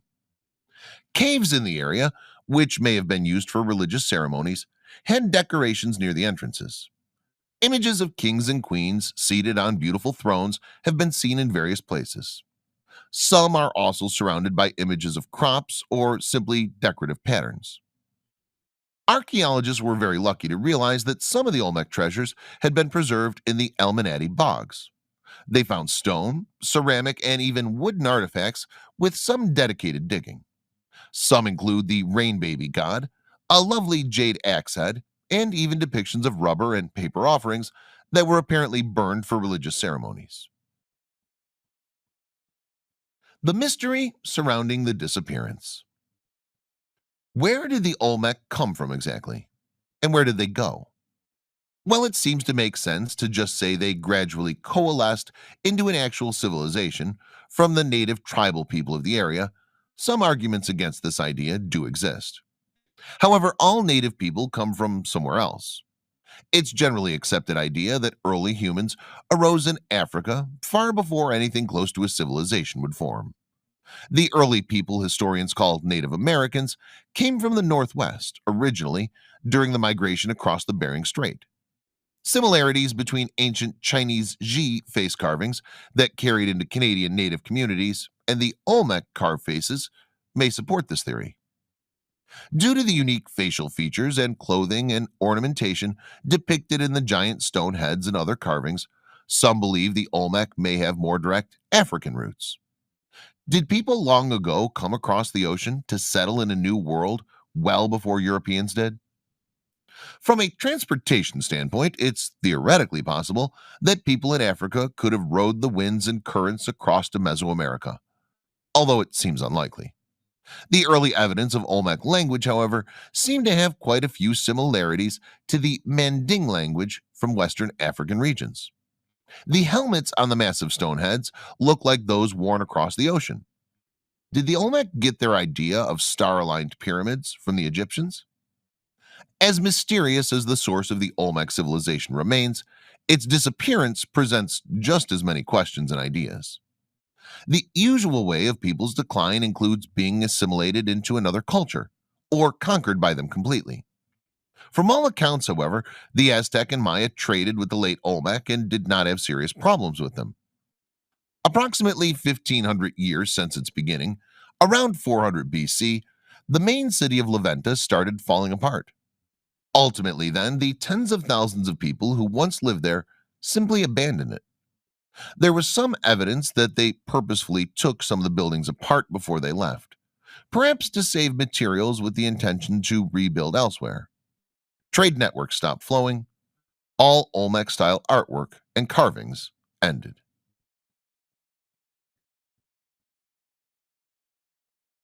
The Osirian Empire.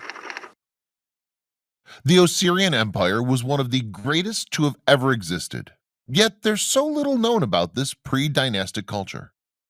Originally located both on the fertile floor of the Mediterranean Valley and upon the edge of the North African continent, where, because they themselves were of Atlantean origin, they lived in some sort of truce oriented peace with the surrounding Atlantean dominated peoples of the surrounding lands. With estimates of over 200 sunken cities and towns on the Mediterranean seafloor, some of which have recently begun to be located and examined by deep sea divers. There's clearly little doubt, if any at all, that there have been quite advanced civilizations living within this once dry and fertile valley. But far, far back in what our academic scholars would probably describe as prehistory, when the bulk of mankind elsewhere were still allegedly humble nomads living in caves and chipping at flints.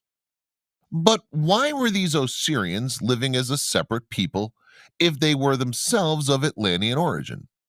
Had there been some sort of rift or falling out between this group and their brethren? Were they a breakaway, a splinter group? Why had they chosen to go their own way when their land of origin was doing so well for itself? From what pieces of the puzzle we've been able to put together thus far, and believe us, they're hard to find, it seems to come down to a matter of kingship. The origins of the Osirian Empire. It appears that one of the original princes of the customary 10-crowned rulership of the Atlantean Empire disagreed with some nefarious, self aggrandizing plot connected with the new cult of the Sons of Belial, which several of his brother princelings, under the leadership of the depraved Prince Belial, a puppet controlled by his elder brother, Prince Seth or Set, were all deeply involved. It was entirely against the health, morality, welfare, and indeed the very safety of the Atlantean state. And Prince Osiris, a very good man and a champion of the benevolent Law of One, threatened to publicly expose them. Because of his unswerving loyalty to the sun god and to the populace of the empire, his kinsmen expelled this eminently wise and honest prince from the oligarchy, together with his wife Isis and his sister Nephthys, and his son Horus, upon pain of death.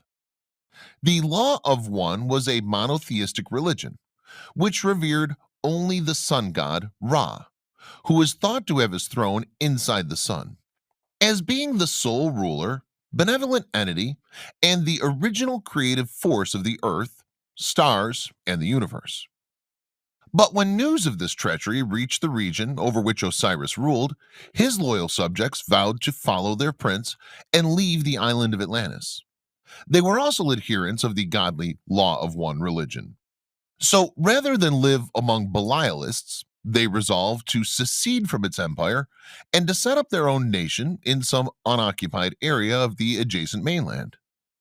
Many of the populace of Atlantis, who had heard rumors of the plot, sympathized deeply with Osiris, his family, and their followers, and joined them to escape the growing depravity of their own rulers.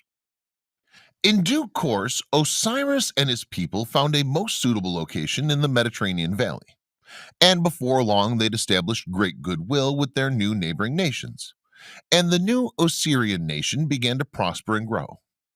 Because of their great wealth of Atlantean wisdom and knowledge of technology, several other nations and tribes elected to join them, and thus the Osirian Empire was born. Osiris himself became a greatly sought after fountain of knowledge and wisdom upon all manner of technological and structural matters by many of the surrounding nations. He's even said to have designed and directed the construction of the massive stone platform of Baalbek in Lebanon, which is famous for its gargantuan stone blocks that are believed to weigh up to 1,500 tons each. From all appearances, it was originally intended for much grander purposes than being merely a foundation for the 2 or 3 very ordinary temple structures which it later carried, and those ruins can still be seen today. Could it perhaps have been the base platform for some enormous towering structure that would have dwarfed even the pyramids?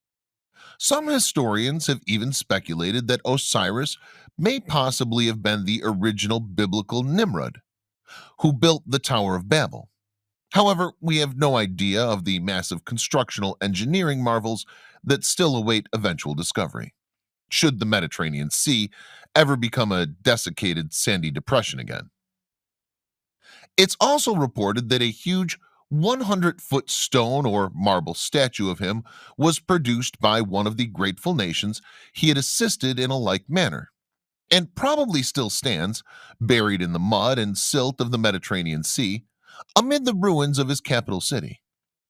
As a one-time ruling prince of Atlantis, Osiris's mental fund of esoteric and technological knowledge must have been enormous.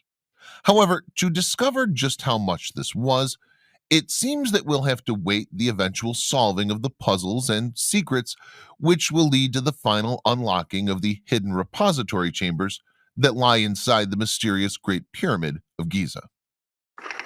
21st century man has already proved what woeful gaps exist in his constructional knowledge of such enormously solid works by his complete inability, despite all his modern high-rise building technology, plus steel scaffolding, cranes, and reinforced concrete, to reproduce the wondrous massive stone structures of those ancient times.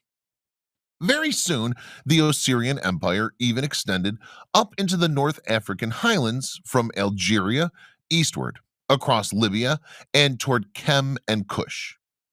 At the time, there was no actual land of Egypt. What was later to become the River Nile was then known as the Styx by the mountain people of Crete and Cyprus.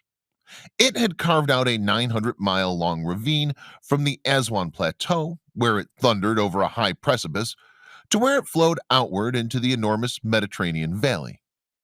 There, it had gouged out a great freshwater lake to the south of Crete and Cyprus, before turning westward to flow between Malta and Sicily, finally terminating in another deep lake between the highlands of modern-day Italy and Corsica. Even though 2 other large rivers also flowed into the Mediterranean Valley, their waters were all evaporated from similar lakes as rapidly as they were filled. Thus, the Great Depressed Basin remained largely dry land. Egypt, as we shall soon see, is quite literally a comparatively new land.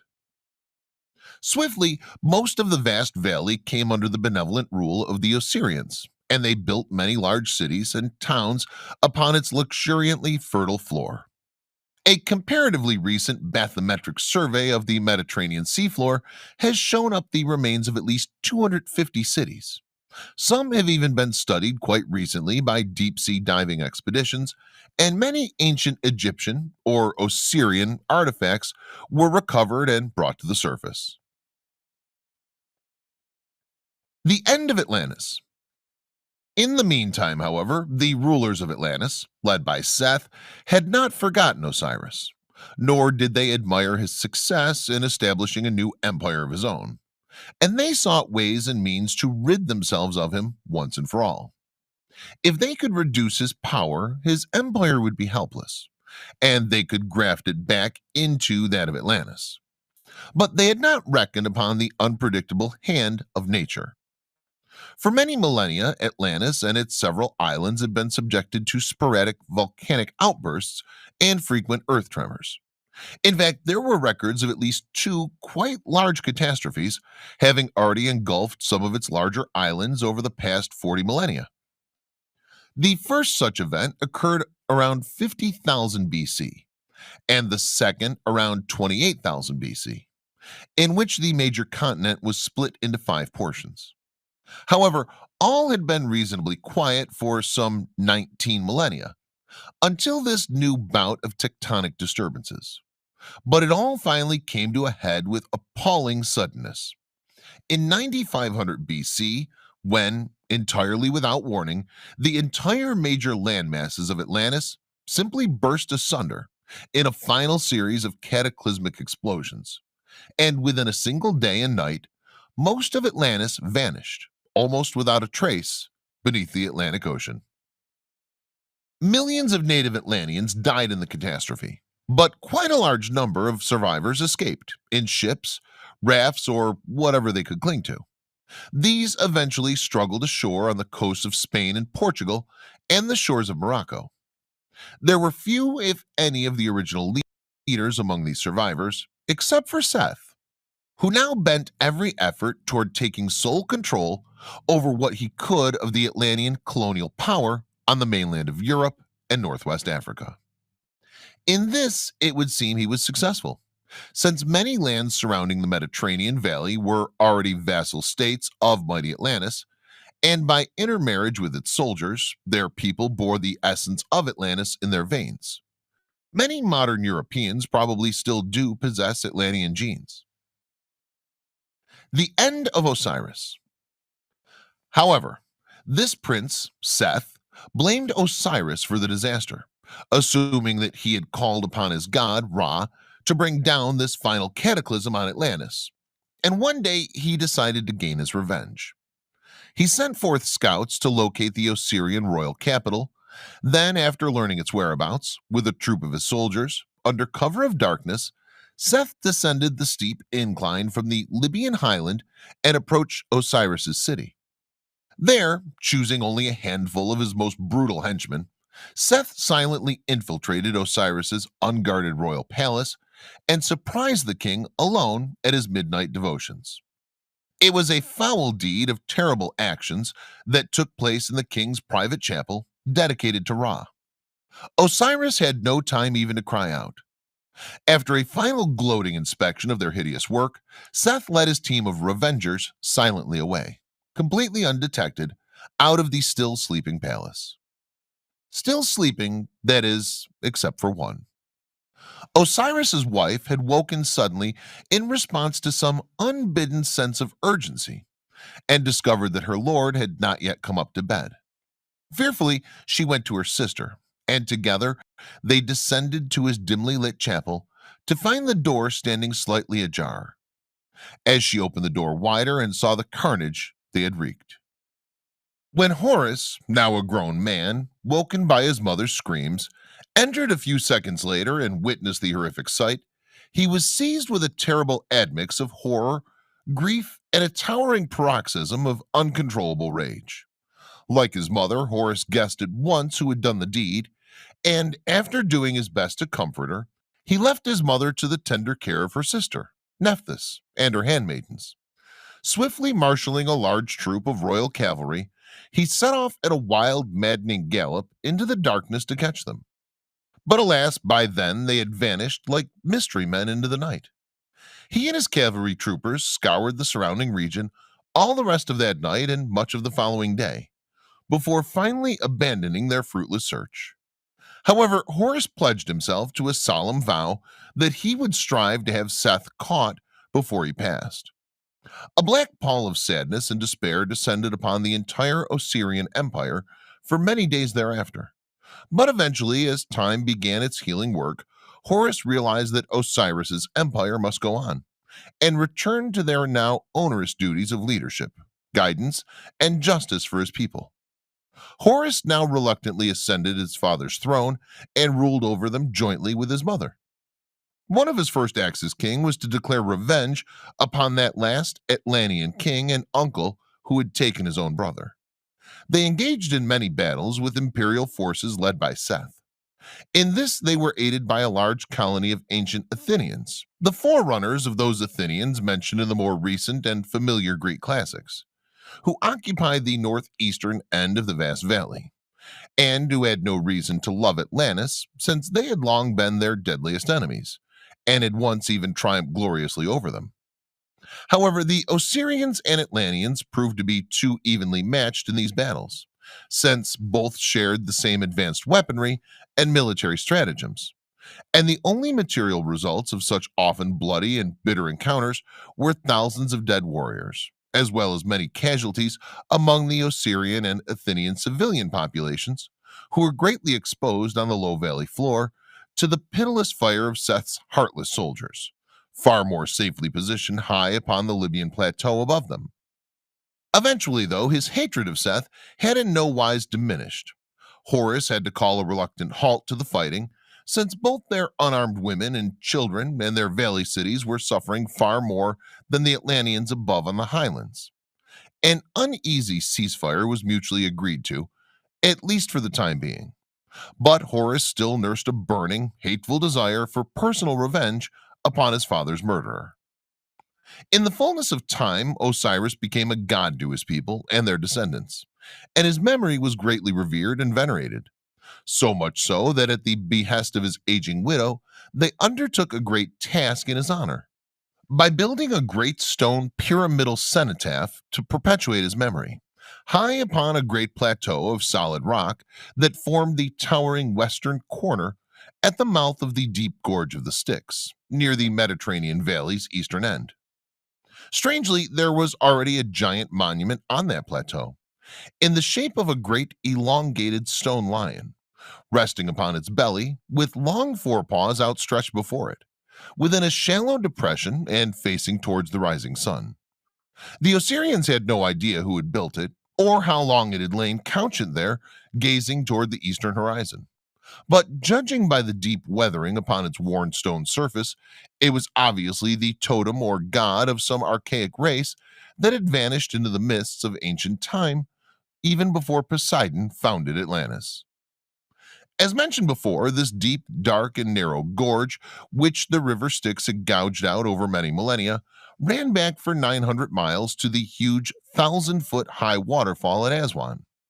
The Pyramid of Osiris was completed within a single year using the ancient, almost miraculous technological skills and mental powers of the Atlanteans by a team of men only 300 strong. Vast blocks of stone were quarried and precision trimmed from carefully selected sections of rock strata using crystal powered drills and cutters, as well as melting wands, which cut through the stone like a hot knife through butter.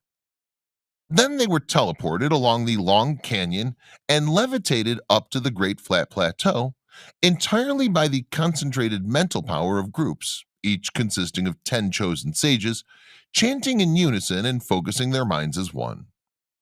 The huge Atlantean style pyramid, whose shape was designed to withstand the ravages of tsunamis and earth shaking catastrophes over an eternity, was constructed primarily as a cenotaph to the memory of their god, Osiris.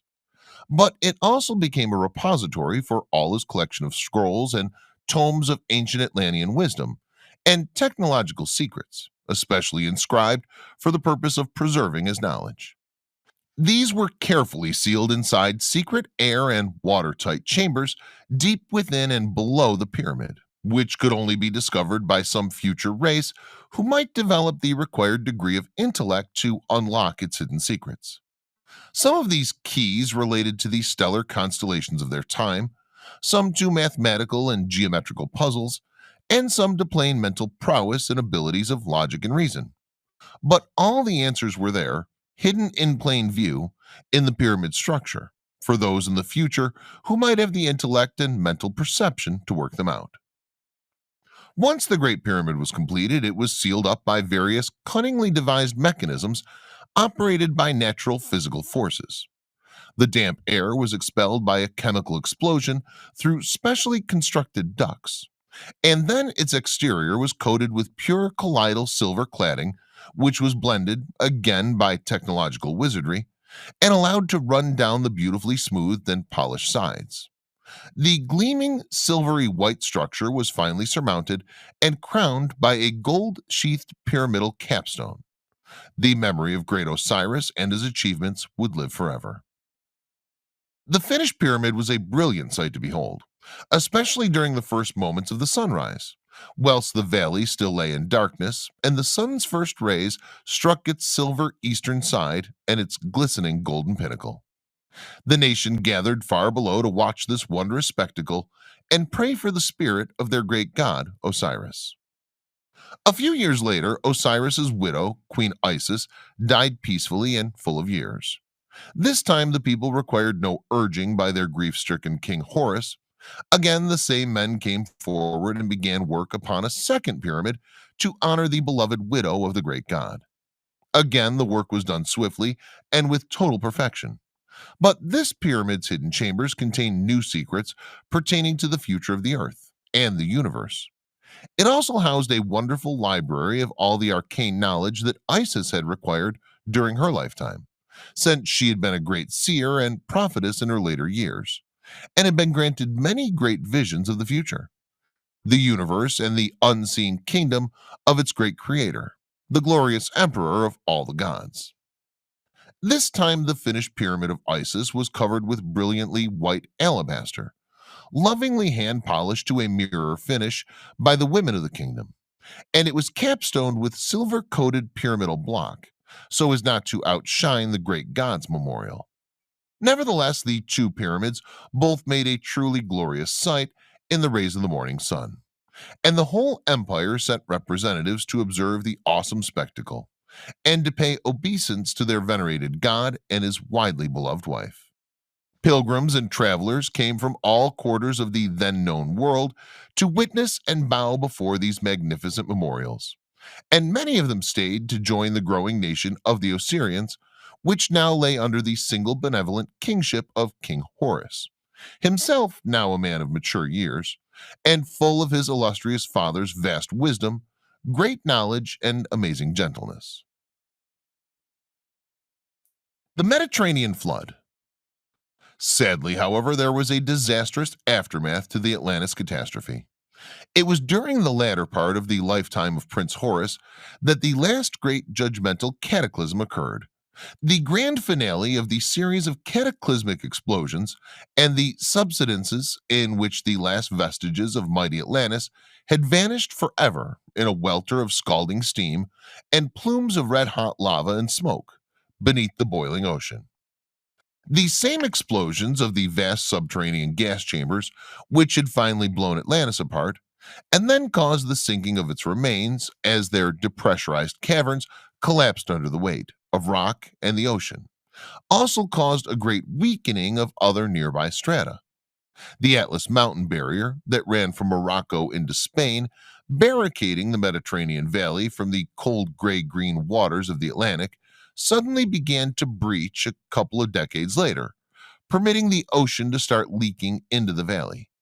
It was just a mere dribble at first, but like a breached dam wall, the rock soon began to crack and collapse under the pressure of the inrushing ocean and began flooding the Great Valley with a vengeance.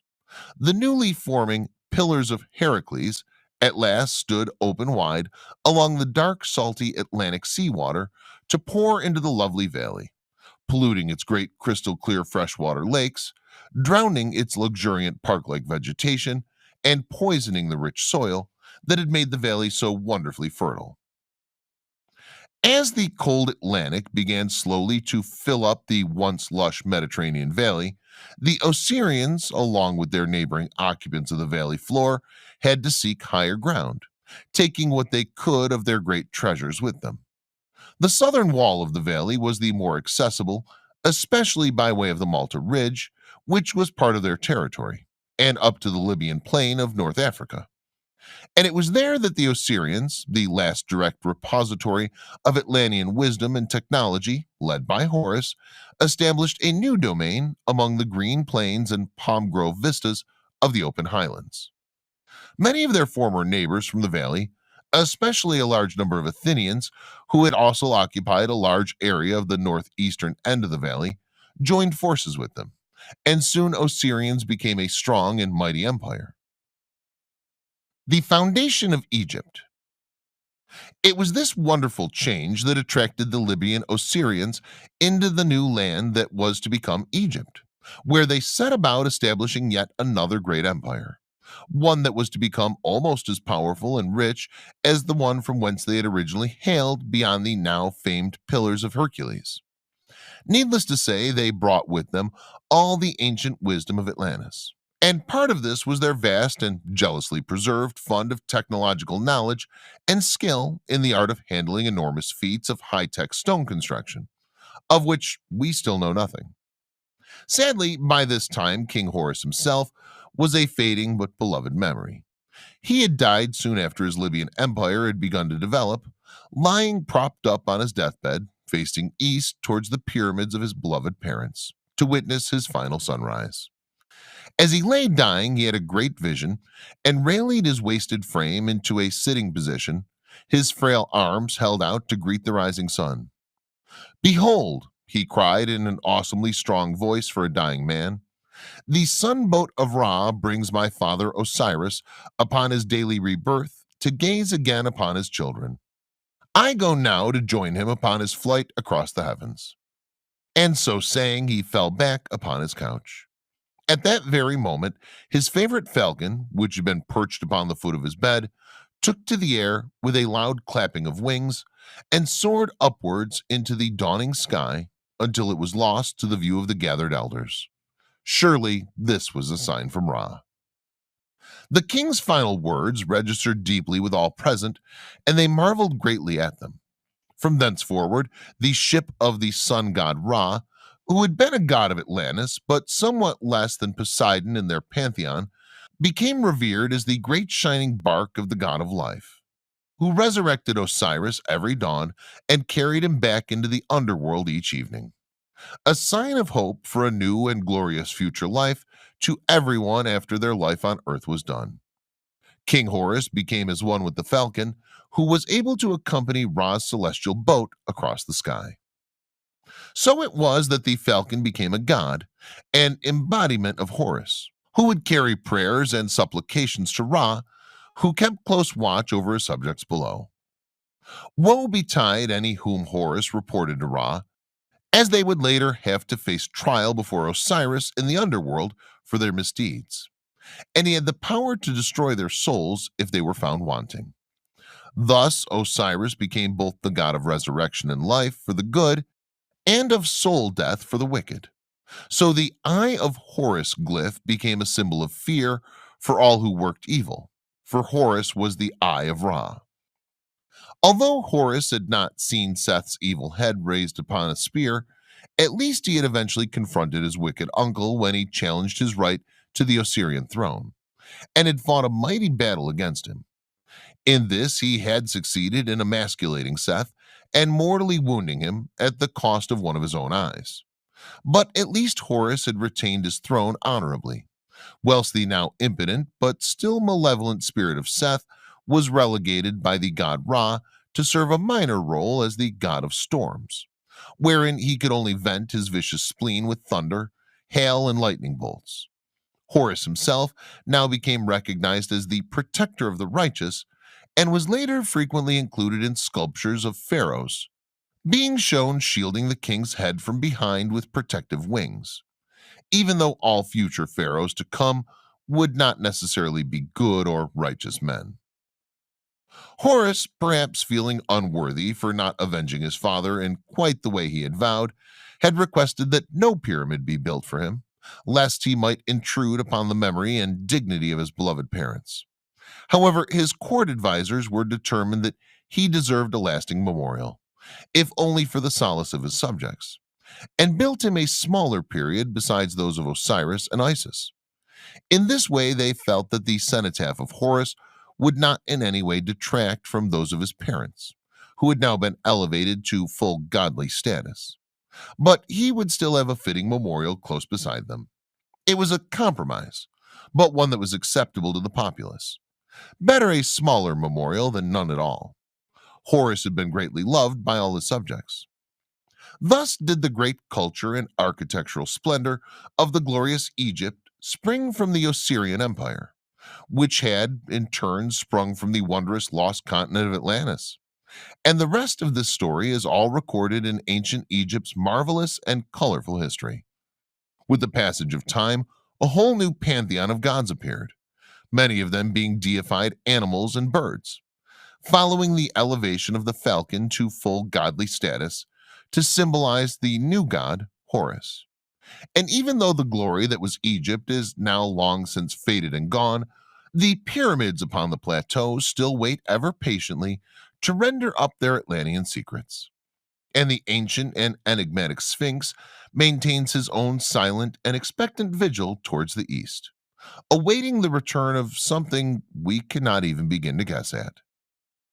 There ends the amazing saga of the Osirian Empire.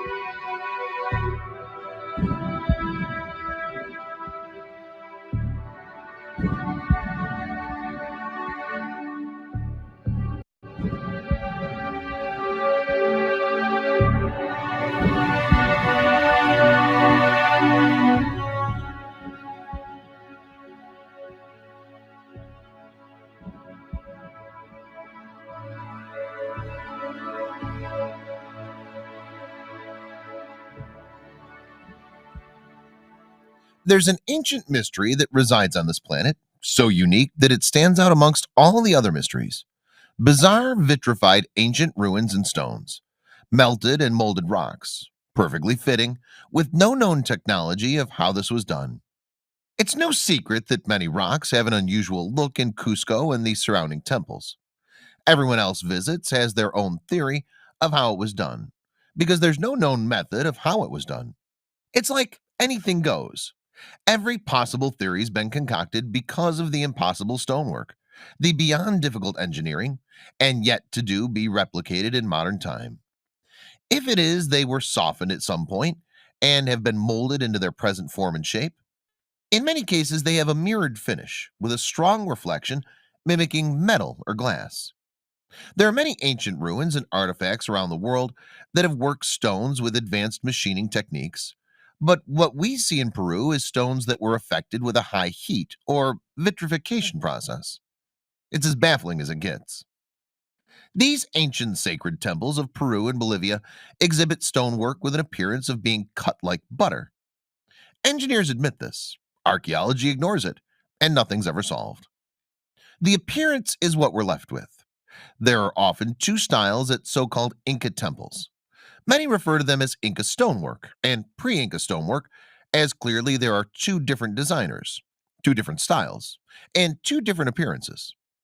Often we see the two different styles side by side. The cave of Naupa Iglesia, or Choquequilla, is a perfect example of this. We see crude work alongside incredible feats of stonework, whereby typically the impeccable stonework is featured as an altar of some sort. There's another style of the perfect fitting stones, walls where not even a needle point can be inserted between the stone blocks. They can be found in multi-angled, polyagonal sided blocks of incredible sizes. But the general characteristic is always the impossible perfect fit. This is what leaves the majority to conclude that they must have been soft at one point. These stones often exhibit a section that's vitrified, which is at the borders.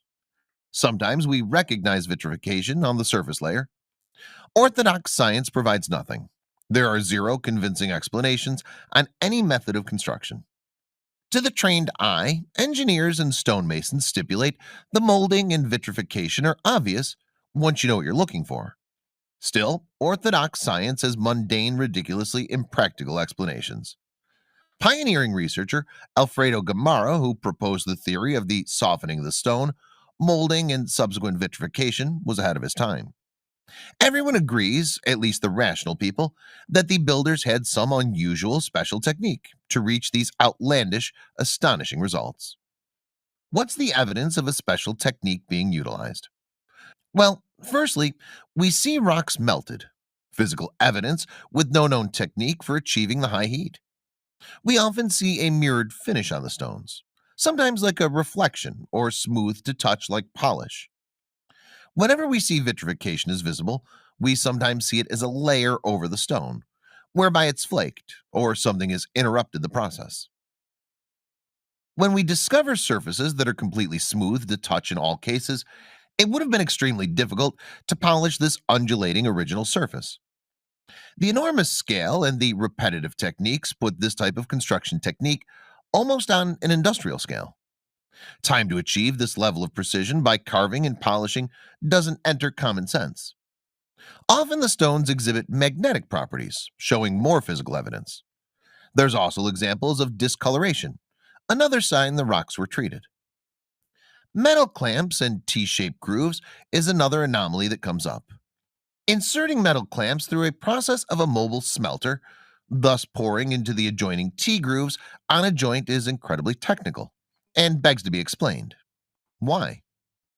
Author Maurice Cotterill believes they were electrically sealing the joints and shows that many of these joints occur on crystalline content stonework joints. The use of metal clamps and T-grooves happening in Tiwanaku, Ollantaytambo, Coricancha, and the site of Yarak Rumi, Vilcabamba. Examples are also known in Egypt. The grooves appear to be sealed for to the colossal blocks in the structure. Pumapunku and Tiahuanaco exhibit several grooves which can still be observed. There is wild debate over the metal composition of these clamps, whether it's from a very special alloy. Others say it's of a composition that's perfectly normal for Tiahuanaco inhabitants. Why on earth would the builders use or need a small metal clamp to hold large stone blocks in place? Physically, there'd be no need. Symbolically, maybe? Electrically? The T groove in Ollantaytambo, when observed, not only shows a bigger part of the stone is vitrified, but part of the groove as well. Author Maurice Cottrell may be the one to crack this mystery wide open, writing, many scholars believe the straps were melted locally and then poured into the grooves in the stones, causing microscopic marks embedded in the straps can be seen to imitate corollary marks found in the stone. If the straps had been poured in situ, then the surface of each strap would be expected to be slightly convex due to influence of surface tension experienced in the casting process. Secondly, these straps themselves would have adopted a cast line caused by the crack between the stone blocks. But the stones do not feature such a mark. A closer look at one of the blocks shows a discolored outer layer of stone. It's thought the surface of the stone has been somehow softened and later hardened, permitting the introduction of the ready formed copper strip. This would explain away the flat top nature of the straps and the absence of the interblock cast line. So, what does this all mean? The clamps would have been inserted whilst the stones were in a soft state, and the clamps would have already been hard. The vitrified examples under study come from famous Peruvian and Bolivian sites in South America. Without testing, the debate is open to claims of unusual polishing techniques, natural degradation, lava flows, and many other odd explanations. The analysis at Tiahuanaco and Pumapunku really sets the precedent on some of these ideas. Tiahuanaco, a region of Peru that holds many remnants of ancient civilizations, demonstrates some of the most unique and amazingly precise examples of stonework in the world.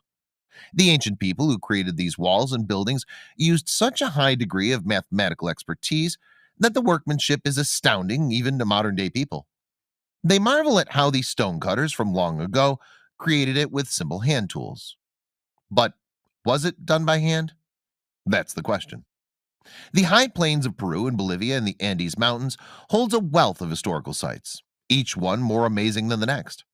Scholars and archaeologists had only seen the same type of masonry in ancient Egypt before this. Although some historians call this Inca architecture, this later time period civilization had little to do with creating these fantastic structures. The Incas dominated this area from approximately the 13th to 14th century CE up until the time of the Spanish explorers' conquest of the region. Indeed, they built some magnificent structures, But the ones most interesting for their precision and longevity came from even older groups. Some of these empires were called the Wari and Tiwanaku. They existed hundreds or even thousands of years before the Inca came to power. Multiple historians who specialize in architectural studies have dedicated a lot of time and knowledge to figuring out how ancient groups of people who did not use advanced tools or even the wheel could create such structures. The most advanced chisels and hammers of the time would have been created from copper, stone, and wood. With these simple hand tools, people dug granite, andesite, and porphyry out of quarries. After transporting them to their final locations, they then carved them with smooth precision so they would fit together almost seamlessly. What techniques could these ancient experts use to make such flat and smooth surfaces, exact angles, and joints that would not allow a single blade of grass to squeeze between? Historians can only guess about some of the methods that allowed for such unique stone cutting and building styles. Besides the building details that still give modern people pause, another incredibly distinctive trait of megalithic structures found in the Andean plateaus is the vitrification of some of the stones. Although vitrified means to essentially transform something into glass, the stones themselves are not chemically altered. Instead, they're somehow changed to have an exceptionally smooth, shiny, and reflective surface. It allows for a high degree of light reflection that's not usual in granite or andesite. Now it's possible to use modern tools and polish the stone so that it reflects light and even figures most successfully. Ancient people did use abrasives and sand or powdered rock from quartz and other materials to polish decorative stones as well. However, none of these methods would be able to produce vitrified rock as successfully as these ancient people did. Not only was the surface highly reflective, it was altered in an outer layer that could not be explained by any conventional means. The other evidence for the vitrification of Andean stonework in some architectural sites includes textural changes and even color changes from the original rock type seen in other parts of the construction project. Also, people who studied these vitrified stones more closely discovered evidence of softening or melting in order to facilitate the transformation to a reflected surface. They found odd changes in magnetic properties identified with compasses and other tools. There's no true explanation why this would occur or what it would do for the vitrification process. If the large stone with a vitrified surface was attached to others with metal clamps for joining purposes, these sockets also showed signs that they were vitrified in some way. The completeness of the process has surely led to unique speculation and the need for more investigation to figure out how it occurred in those relatively primitive days. Archaeologists have discovered multiple instances of the vitrification differences throughout various ancient megalithic sites in Peru. The following examples are just some that are more intriguing and raise considerable questions for those who study these types of stonework anomalies. Within Cusco, the Incan capital, a certain temple called the Enclosure of Gold, or Coricancha, was constructed out of large, neat blocks of hard stone used most frequently in the area. These imperial style structures demonstrate the fine stonework abilities of the ancient architects and builders. Today, Santo Domingo Church and Convent lies on top of the ruins, which makes studying them a bit more difficult, not to mention the distasteful imposing structure on the cultural heritage. What historians have gleaned from their studies shows some evidence that the Incan temple predates their empire by quite a bit. As we outline the Tiahuanaco architecture, for example, frequently used T-grooves with metal clamps to attach one stone to another. However, the Inca did not use this method in their later buildings. Other details point to the Wari as being responsible for some or all of the construction. Scholars often notice astronomical alignments more often used by those earlier groups.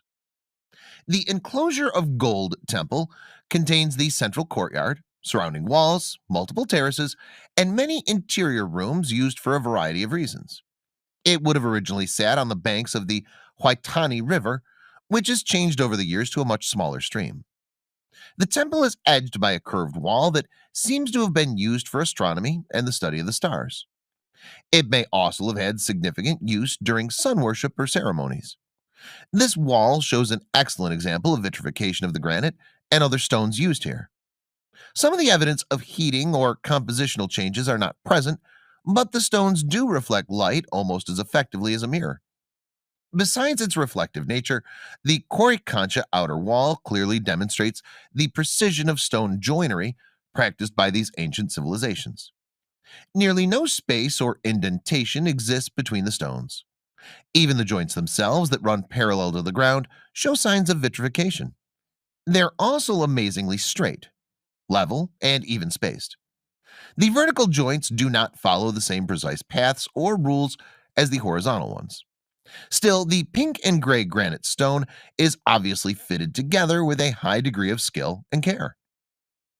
Upon closer inspection, the straight horizontal joints running throughout the entire wall has an even more exact and purposeful shape to them. Every stone base is not straight. Instead, the bottom of one is curved out slightly to fit exactly into the inward curve of the block below it. While these shapes are relatively minute, they're obviously not a mistake due to their precise nature. The intention of the stonemasons seems to focus on making a very strong wall where the stones would lock in place rather than simply rest on top of one another. Still, despite the regular curves, each juncture has no gaps or errors. No doubts exist in the architectural historian's mind that the stones that make up this temple wall were not fitted haphazardly or without exceptional degrees of skill and care. The stonecutters or builders who constructed the temple must have spent a lot of time achieving these perfect locking fits. The understanding of construction strength that led these ancient people to create the curved edges that lock together is considerable. Their wall was able to withstand earthquakes, for example, much more effectively than a wall with perfectly straight stone edges would. Add to the considerable skill the fact that the joints show signs of vitrification, and even more questions arise about how the people before the Inca could have such a high degree of knowledge and skill when it came to building with stones. Any archaeologist studying the site must only pass a flashlight across the seams in the evenings or nights to see the reflective surfaces and joints. Whatever process they used, the end result was a much stronger bond at the joints than if the vitrification did not occur. The vitrified surfaces do not only show up in the joints, however. People have studied the ruins of the temples also found interior stones with an outside layer of reflective material. In some instances, the vitrified surfaces have been removed in a rather crude way with a chisel and hammer. Historians who studied the entire time span of the building and walls surmise this may have happened in order to paint or stucco them once the Spanish colonized the area. Other interior surfaces made of stone were carved with precise niches, grooves, and holes that extended straight into the granite blocks. While these do not have obvious purposes at this late date, it's quite common to assume that they were used to hang decorative items such as plaques, banners, or even figurines or statues. The holes range in depth from just 4 centimeters to 50 centimeters deep. The enclosure of gold in Cusco is not the only building that showed signs of vitrification and incredibly accurate stonework. Up on the hill above the city rests Sacsayhuaman, a massive fortress built from excessively large stone blocks. Some of the granite and anthracite weighed upward of 300 tons. Despite how difficult it must have been to move them into position, they show evidence of extremely exact joint work. The vitrification that occurs here seems to indicate that high heat was used to shape or connect the megaliths with very narrow seams between them. Some of the large stones have apparently molten scars from whatever process vitrified their surfaces long ago. Near this hillside fort lies a unique round amphitheater called Rotadero. One construction feature, called the Throne of the Inca, shows heavy signs of vitrification on many surfaces. These vitrified stones form some of the broad steps that lead up to the top platform, altars and niches undoubtedly used for ceremonies many centuries ago. An added feature is the discovery that these stone steps that show evidence of vitrification are also highly magnetized. Of course, over the millennia, since these areas were constructed, the weather has eroded much of the stone surfaces. This partially destroyed some of the vitrification that may have been evident on most platforms and steps. Some of the larger stones, which weigh over 100 tons, have been altered significantly by what appears to be the application of high heat. Some of the megaliths are split, have changed texture, or their color's been altered from the original natural state. Vitrification is visible on stones in a more protected spot. It's possible that some of the damaged stonework occurred when the parts of the building fell down due to earthquakes, time, and the effects of extreme weather events. However, the evidence that extremely high degrees of heat contributed to the problem leaves some historians mystified. Also, on the Rotadero Hill, archaeologists discovered a tunnel with the vitrified stone ceiling and walls. Additional tunnels and natural cave parts show mirrored surfaces that reflect light easily.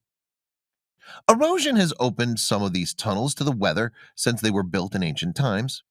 This helped researchers discover more about the extensive network and experience the vitrification in more obvious ways. However interesting the tunnels are, there's no evidence that clearly shows what they were used for. Also, near Sacsayhuaman, another ancient architecture site called Kenko shows off the ancient civilization interest in massive stone blocks, careful carving and sitting, and vitrified surfaces. Again, the years have not been kind to the underground areas or interiors of the buildings. Erosion and collapse have opened chambers and tunnels to the air and weather. As with most ancient locations, the exact purpose and use of Kenko is mostly a matter of guesswork and supposition on the part of the baffled historians who research it. The construction, carvings, and chambers included in these structures seem to indicate that the location once contained a canal system. Also, a central chamber with altars and tables, which is assumed to be religious or funerary locations, show considerable vitrification. Although interesting from a historical standpoint, the nearby Temple of the Monkeys and Temple of the Moon are often overlooked because the other sites are larger and have more megalithic stones. However, they still provide an interesting look into the construction abilities and lifestyles of those ancient civilized people. A collection of underground caves contains altars and other platforms undoubtedly used for funerals and religious rites. The people apparently used their unique construction techniques to augment the natural geology of the area. In the largest cave with ceremonial trappings, every other wall, floor, staircase, and platform has a vitrified surface. This protected location has allowed the unique surfaces to remain largely unchanged for a very long time. Here, the vitrification is extensive and exceptionally well preserved. The stone surfaces reflect light almost as well as mirrored glass would. Unfortunately, other places in the two temples are now exposed to the outside weather, and the vitrification has started to disappear. It seems there's no shortage of amazing architectural sites in this area of Peru near the Inca capital city of Cusco. Another, called Ollantaytambo, was a massive fort built into the side of a hill. The land was terraced extensively, massive stone block walls were constructed around the perimeter, and the location culminated in a glorious Temple of the Sun at the top. The wall itself represents an incredibly impressive architectural feat for people using simple tools and manpower. Each stone block was transported from a quarry at least 5 kilometers away, across ravines, plains, and hills, and finally up the mountain to the final position. Some weighed in excess of 14,000 pounds. It is these megaliths fashioned from porphyry that impress archaeologists most of all. Although debate still rages about the possible carvings or facade on the surface of these 6 giant stones, what is left to enjoy today clearly demonstrates the high degree of skill and dedication that these early people had to their architectural endeavors.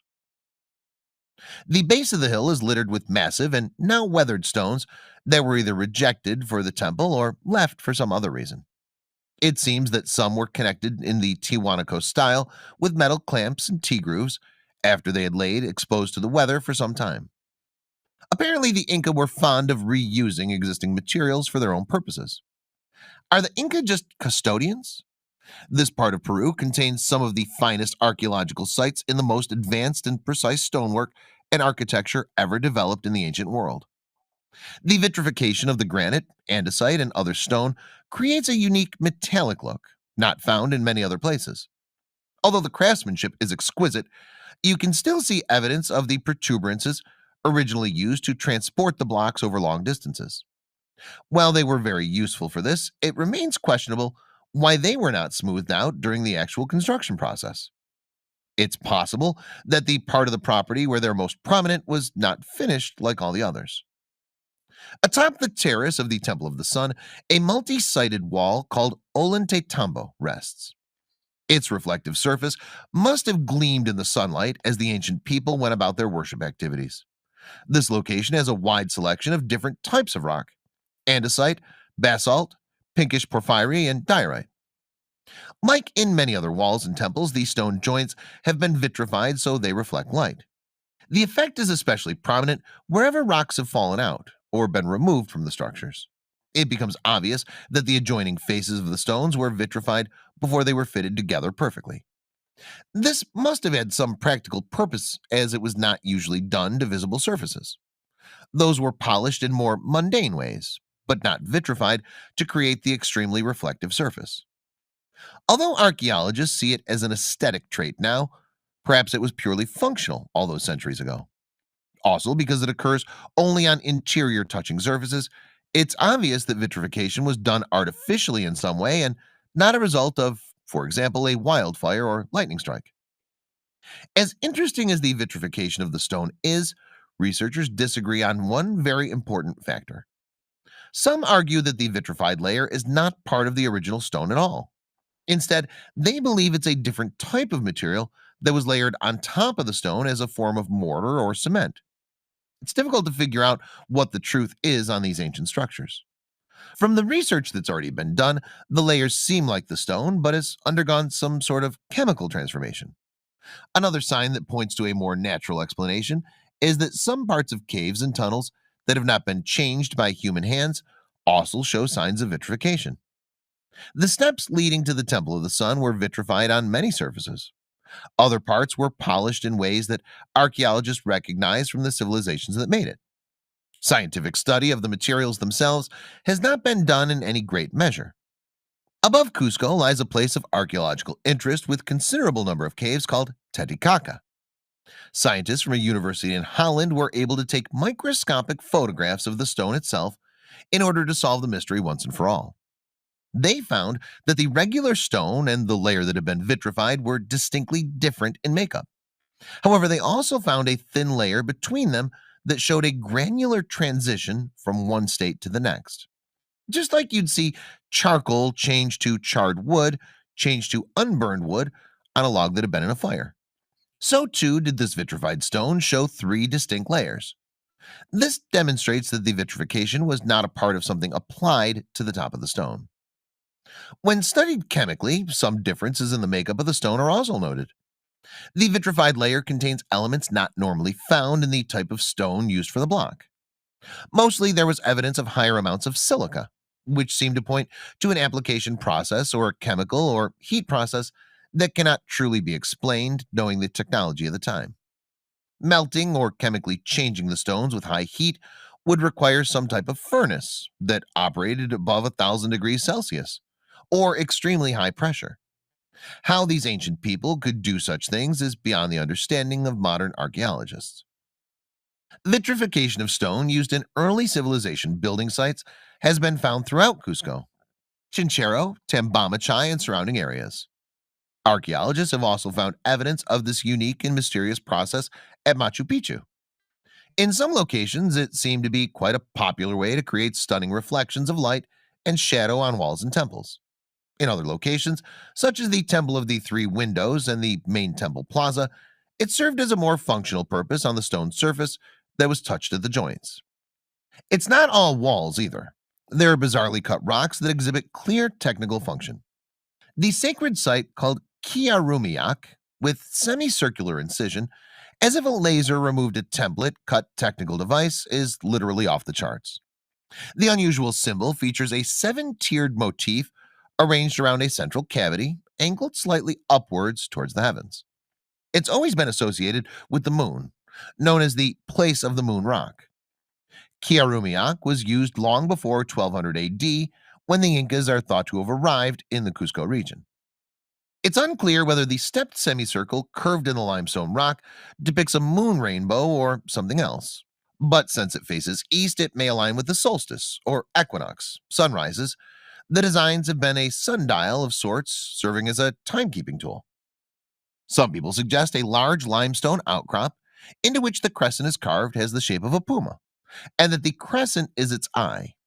Interestingly, the crescent contains 7 intricately carved steps or platforms along its circumference. Why the number 7? Since ancient times, this number has played a significant role in religion, astrology, numerology, alchemy, and mysticism.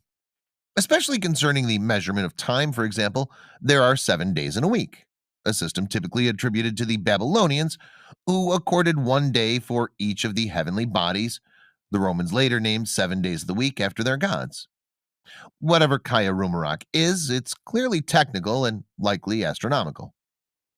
The use of such enormous blocks is the only reason these ancient structures have survived until today, even though they're in a seismically active region. Why was it so important they last for thousands of years? The master masons had complete understanding of stone, of masonry, to such a level that they could extraordinary, wonderful feats. The unusual angles, tightly fitted, is what captures the imagination of all who see them. Not even earthquakes can break them loose. This unusual method of interlocking enormous stones together is synonymous with ancient Egypt. Who developed these engineering techniques? Why were these techniques so important? Granite blocks there have been so technically articulated, many believe precision power tools is the only way. Archaeologists are completely puzzled by this ancient site and believe even commenting on it will make them look crazy. Not only do these granite blocks have smooth precision corners, but they also have precise drill holes in grooves at the same depth consistently. It's completely astonishing work, no matter what way you look at it, even by today's standards. Yet, insults of primitive cultures doing this is still the narrative. The H blocks at Pumapunku seem to get the most attention. The whole site looks like a prefabricated system of construction. Pioneering technologist Christopher Dunn has sophisticatedly showed the dovetail design in the H block to incredible accuracy and clearly intentional. Everything points to lost technology. Mechanical, engineering, and logistically, analysis with every aspect of their methods of construction. It was clearly easy for them to do this, whatever their method. Even alternative researchers seem to polarize themselves when there are clearly two different technologies at play: the ability to heat and soften stone, and advanced machining techniques. Teotihuacan. The ruins of Teotihuacan Pyramid Complex were a thriving cultural center. Many describe it as the first great city of the Western Hemisphere, wrapped in mystery as its inhabitants disappeared from the record, leaving no documents to explain this vast architectural marvel. The scale of Teotihuacan is mind-boggling. The bizarre aspects of many of the features are equally puzzling. Their monuments and art capture the imagination of everyone who visits this place. In the ruins of the city, the 3 pyramids dominate the skyline. Although 3 major ones still stand, there have been as many as 200 smaller pyramids just a few feet from each other. Estimates of about 150,000 inhabitants are thrown around, but no one really knows since they all vanished without a trace, leaving their apartment complexes in the city, which stretched out for some 20 square miles. The scale of this place is jaw-dropping, making it one of the ancient world's largest cities of that epoch. Located some 30 miles away from modern-day Mexico City, it would be very easy to confuse the Teotihuacans with the Maya, Toltecs, or the Aztecs. The Maya, who lived hundreds of miles away, were ethnically distinct from the Teotihuacans, and culturally too. The Aztecs, however, may well have descended directly from the Teotihuacans. Yet they proclaim to have discovered it several hundred years after its collapse. If they did descend from this group, they would have to have left, forgotten it, and rediscovered it. The Aztecs called this mysterious place the City of the Gods. Teotihuacan, the City of the Gods, today, it's the most visited archaeological site in Mexico. Yet it's still one of the least understood monuments in Mexico, with so many baffling discoveries and mysteries associated with it. Located 30 miles from Mexico City, in the Mexican basin, this site is home to many of the most massive pyramidal structures created during the pre-Columbian American Age. The Temple of Quetzalcoatl, which is directly in the center of the city, is monumental, complete with lavish offerings and ultra-fine decorations, with huge hand-carved snake heads in the stone walls. The feathered serpent pyramid sits on top of the temple, and many have focused on the enigma of who or what the feathered serpent was. There are also the famous pyramids, called the Pyramid of the Moon and the Pyramid of the Sun, which are two of the world's largest pyramids and often linked with astronomical alignments. Architects and engineers have speculated that Teotihuacan pyramids took approximately 350 years to construct. The project began around 100 BC and was not complete until 250 AD.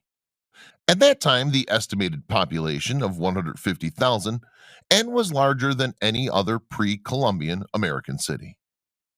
Officially, archaeologists have proclaimed the origins of these pyramids, as often told to visitors during their Mexico City tours to Teotihuacan, began with the Toltec civilization of Tula. We know the Aztec revered the Toltec in many ways. The best way to look at the Mesoamerican pyramid builders is to zoom out and see their mother culture, most likely the Olmec. At some point, they split up and fractured into many independent states and culturally different groups.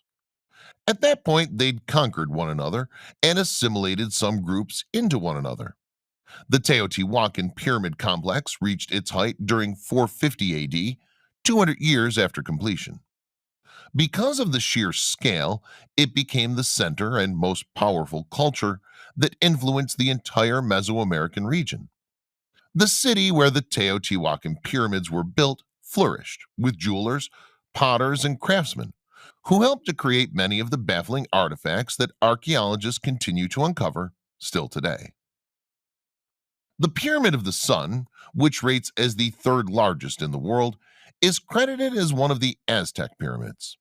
They arrived a few centuries after the fall and constructed the pyramid once the city was deserted. It was built over a cave, considered extremely sacred. This pyramid is located east of the Long Avenue. The collapse of the pyramid city, Teotihuacan, is believed to have been caused internally from an uprising within the residences of the elite classes. Although the original citizens had already long deserted the city, it was still able to support life. But drought and climate issues began to occur during 535 AD. This led to the area becoming a wasteland until the arrival of the Aztecs. Teotihuacan had a great number of gods they worshipped, the main deities being the Great Goddess, the Storm God, the Old God, the Feathered Serpent, the War Serpent, the Netted Jaguar, the Fat God, and the Pulk God. Everything about their architecture revered these gods. Archaeologists are completely baffled about the large quantities of mica at Teotihuacan. This mineral is found 3,000 miles away in Brazil. Mica is present almost in every single building in Teotihuacan. Puzzling as the relocation of the mica is, its purpose as a commodity is equally tantalizing. Mica has unique electrical properties, with material science research showing this as an efficient choice in the production of capacitors that offer high precision, reliability, and stability. Why embed mica in the construction of the Teotihuacan complex? Archaeologists have also discovered hundreds of mysterious yellow metallic spheres buried deep beneath the feathered serpent ancient pyramid in the city.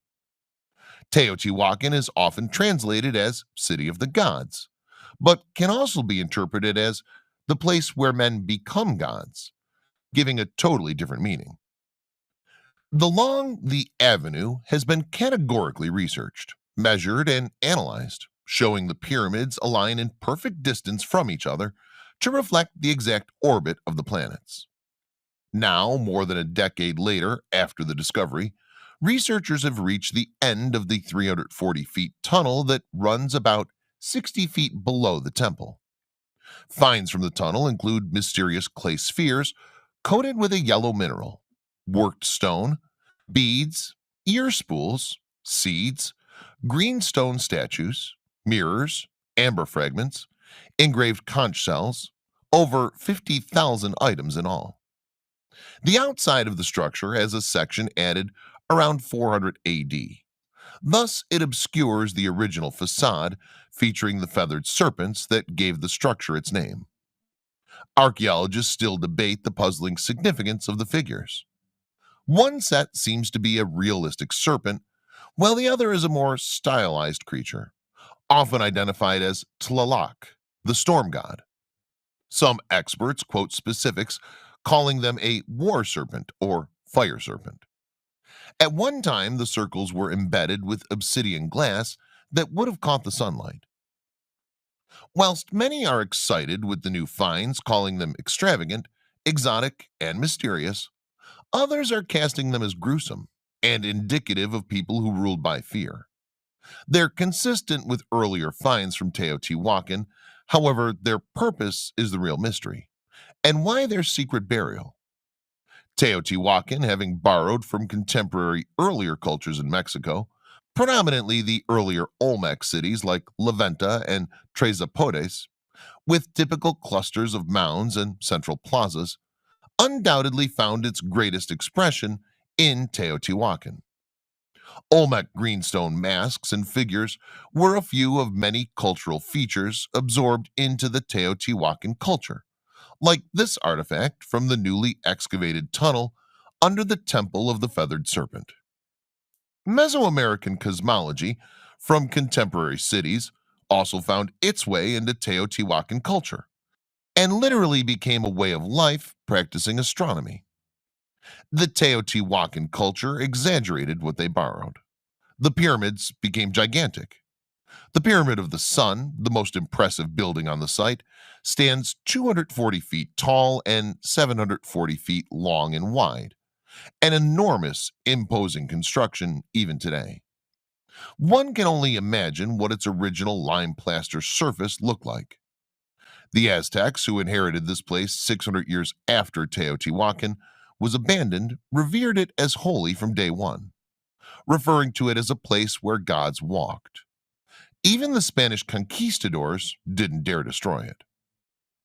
We have important clues from the murals painted of a figure often called the Great Goddess, who's associated with the sacred mountain visible from the site. The panel below the picture of the Great Goddess shows bands of water emerging from a mountain around which red, blue, and yellow human figures swim, interact. Some experts suggest that the Great Goddess figure was borrowed from the earlier Olmec figure recorded in a petroglyph at Chalcatzingo that shows a woman seated in a cave from which water flows. Teotihuacan is a great mystery in many ways. We don't know what language they spoke. We don't know what they called themselves. We don't have a written language that we know of. Even though we do know a lot about the city and the population of Teotihuacan, some of the basic foundational knowledge is lost to us. From the art, from the archaeology, from the buildings, we can say that they were masters of city planning. They built these fabulous temples. What we find here at Teotihuacan are these clear, centralized government. Whether a single ruler or a body of rulers, it's unclear to us. But whoever was in control had enough power to organize labor, to plan on this massive scale, and everything is so standardized. The city itself is very centralized, and it's planned on this grid plan. There was no precedent for this type of highly organized, centralized city. We're talking about a highly organized, hierarchical culture that could pull off monumental architecture over a period of hundreds of years. Yet the fact that we don't have the cult of personality, we don't have clear portraits of rulers, is kind of amazing. We want to read into these beautiful, complex murals that you find all over the city. We want to see rulers. We want to see narratives that talk about the ideologies that are being conveyed to the population through a ruler or rulers. But what we see in these murals instead are the main deities, the storm god, some type of great goddess, animal figures like coyotes and jaguars, and warriors. We do see a relationship between the monumental architecture and the landscape around it, because as we look toward the Pyramid of the Moon, the shape of it is echoed by the mountain behind it. Teotihuacanos, as we call them, since we didn't know what they called themselves, were clearly planning some of their structures in accordance with the natural environment to almost create sacred landscape within the city itself. As we stand here and look out, we see three main pyramids. We have the Temple of the Moon at the far end of the Street of the Dead, the Pyramid of the Sun, little bit further down the side, then the Pyramid of the Feathered Serpent, much further down the Street of the Dead. The Street of the Dead ran 4 miles long, so it's quite long and really must have felt like a real procession way towards the sacred building.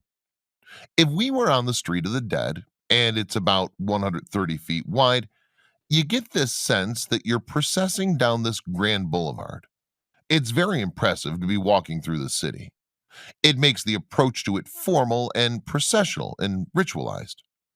When we look at the Pyramid of the Moon, it would have originally been even taller, with probably wood structures on top. We also must imagine that all these buildings would have been stuccoed and then brightly painted. The city would have been extremely vibrant. Off the Street of the Dead, there are approximately 2,000 apartment complexes on this grid plan. A lot of the ones close to the Street of the Dead are more complex. We think that they're for elites. They too are heavily decorated with things like mural painting. We must imagine something that looks entirely different than the ruins that we see today. We also must imagine all the activities here, whether they're ritual or merchants. Only a small portion of the site has been excavated. There are continuing excavations here. Archaeologists are finding amazing things on a regular basis, including a recent discovery of a tunnel under the pyramid of the aforementioned Feathered Serpent and a river of mercury. Archaeologists may be a step closer to discovering the secrets of the ancient city now that they've unearthed liquid mercury deep beneath the Mexican pyramid of the Feathered Serpent. The large quantities of the toxic liquid metal leads researchers to believe that an undiscovered ancient ritual chamber or even a tomb of the king could rest below the ruins of the ancient city. Researcher Sergio Gomez stumbled upon the liquid mercury after 6 years of gradually uncovering a tunnel underneath the Teotihuacan pyramids. No real progress was made until the 20th century. Upon unsealing the tunnel in 2003, Gomez and his team dug up treasures, including jaguar remains, enormous seashells, jade statues, and rubber balls. The team in November of 2014 discovered three chambers at the end of the tunnel, which had remained intact for about 1,800 years. For now, it's unclear how the Mesoamericans living in Teotihuacan used the metal, but it's also been found in other excavations throughout Central America, specifically in Mayan ruins farther south. Mercury, which is highly poisonous, was regarded as a rarity among Mesoamerican people and may have borne ritualistic significance given its reflective properties. Was Teotihuacan an independent city-state by itself, or was it the center of an empire? This is something that historians vigorously debate today. Now, some of the evidence for why it was maybe a center of an empire is it's believed it was a multi-ethnic city. We see its influence over the Mayan cities, especially over Tikal, as we get into the end of the 4th century. We also see this incredible confluence of people and culture and trade at Teotihuacan, which once again hints that it probably wasn't a standalone city, but it was probably the center of some type of regional influence, or maybe an empire. We don't traditionally see cities of that size form unless they're the center of a larger empire, and they're able to get tribute or taxation from other states. Now, Teotihuacan ends up declining or falling before the Mayan civilization. Now, the Mayan civilization, it's believed, also started to collapse a few hundred years after that. So, as we get into the 800s, the Mayan civilization, we believe, might have experienced some similar things, maybe some drought, some famine that similarly caused uprisings, division, and allowed that to collapse. Now, there's evidence of some of these cities lasting beyond the classical period, all the way up until you have the European colonization of the region. Even the Aztecs considered themselves a mere successor state to the civilization of Teotihuacan. Teotihuacan is unknown along with the ethnicity of its rulers. No one knows exactly who built the city or for what purpose. Archaeologists and historians are unclear whether or not Teotihuacan was an empire, a city state, or just a religious and commercial center with little or no territorial ambitions. It was one of the largest population centers in all of Mesoamerica. At the time, and some historians say that at its height of population in the first centuries AD, it was easily the fifth or sixth most populous city in the world, with over 250,000 people living there. In spite of its grandeur and scope and impact on Mexico many centuries after its collapse, Teotihuacan today largely remains a huge mystery.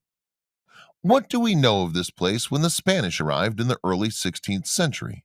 Squatters lived among the ruins. The Aztecs, who ruled the surrounding area at the time of the Spanish conquest, did not build Teotihuacan.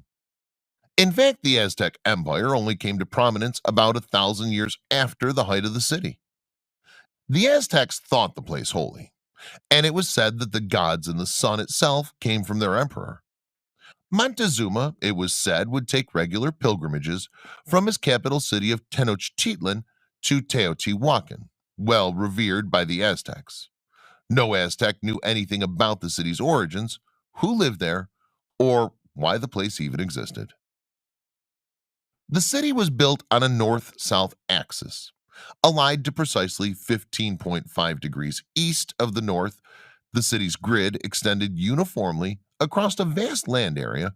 At the city's height, around 400 AD, the area included in Teotihuacan proper covered some 32 square miles. Dominating the core of the city is the Avenue of the Dead, or Casa de los Muertos in Spanish, which is over 130 feet wide at its thickest point and runs over 3 miles long. The name Avenue of the Dead is a direct translation of the Nahuatl word for the road Miko Utli. The Aztecs named it that because they believed the platforms lining the road contained tombs. Besides the platforms on the side of this great road, we see some of the most impressive pieces of monumental architecture in the ancient world.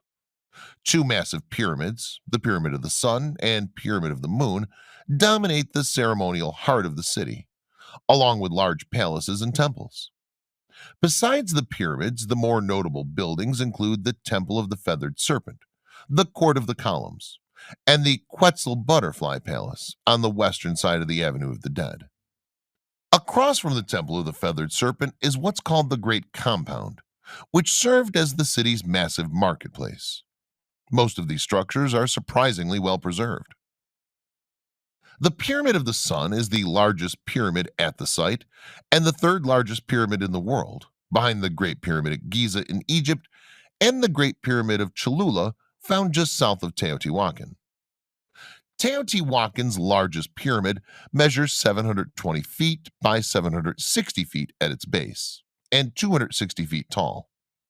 It has a volume of 401.8 million cubic feet of stone, rubble, and a conglomeration of other materials. This massive structure, just like the Great Pyramid at Giza in Egypt, was once covered in a bright white limestone. Facing the structure was most likely slightly larger in the past than it is now, as the quarrying and reconstruction efforts have reduced the size of the pyramid slightly. Outward from the ceremonial center were living quarters and workshops for the various commercial trades found throughout the city. Teotihuacan may represent the first place in the Americas where multi-level apartment house dwellings were built. Many intricate and colorful murals survive throughout the city and depict everything from mythological allegories to scenes from everyday life. Many of these paintings were done in the fresco style. There were also many canals for irrigation to support farming, and many of the living areas had their own small gardens for food. There's a surprising lack of any evidence for fortifications at Teotihuacan. Occupation at the site of Teotihuacan began around 200 BC. During this time, many small urban centers began to emerge in central Mexico. At the time of Teotihuacan ascendancy, another competing urban center in the southern part of the Valley of Mexico, called Xochicalco, was threatened by the eruption of the volcano. Scholars believe that the threat of the volcano caused people to emigrate from the southern shores of Lake Texcoco to the Teotihuacan Valley, thus encouraging the growth of the city by 100 AD. The Pyramid of the Sun and most of the other massive buildings were completed. Buildings continued at a steady pace until 450 AD. Although the political structure of Teotihuacan is unknown, a highly structured civil society was necessary to complete such organized and huge building projects, as found in graves and in the architecture of the dwellings.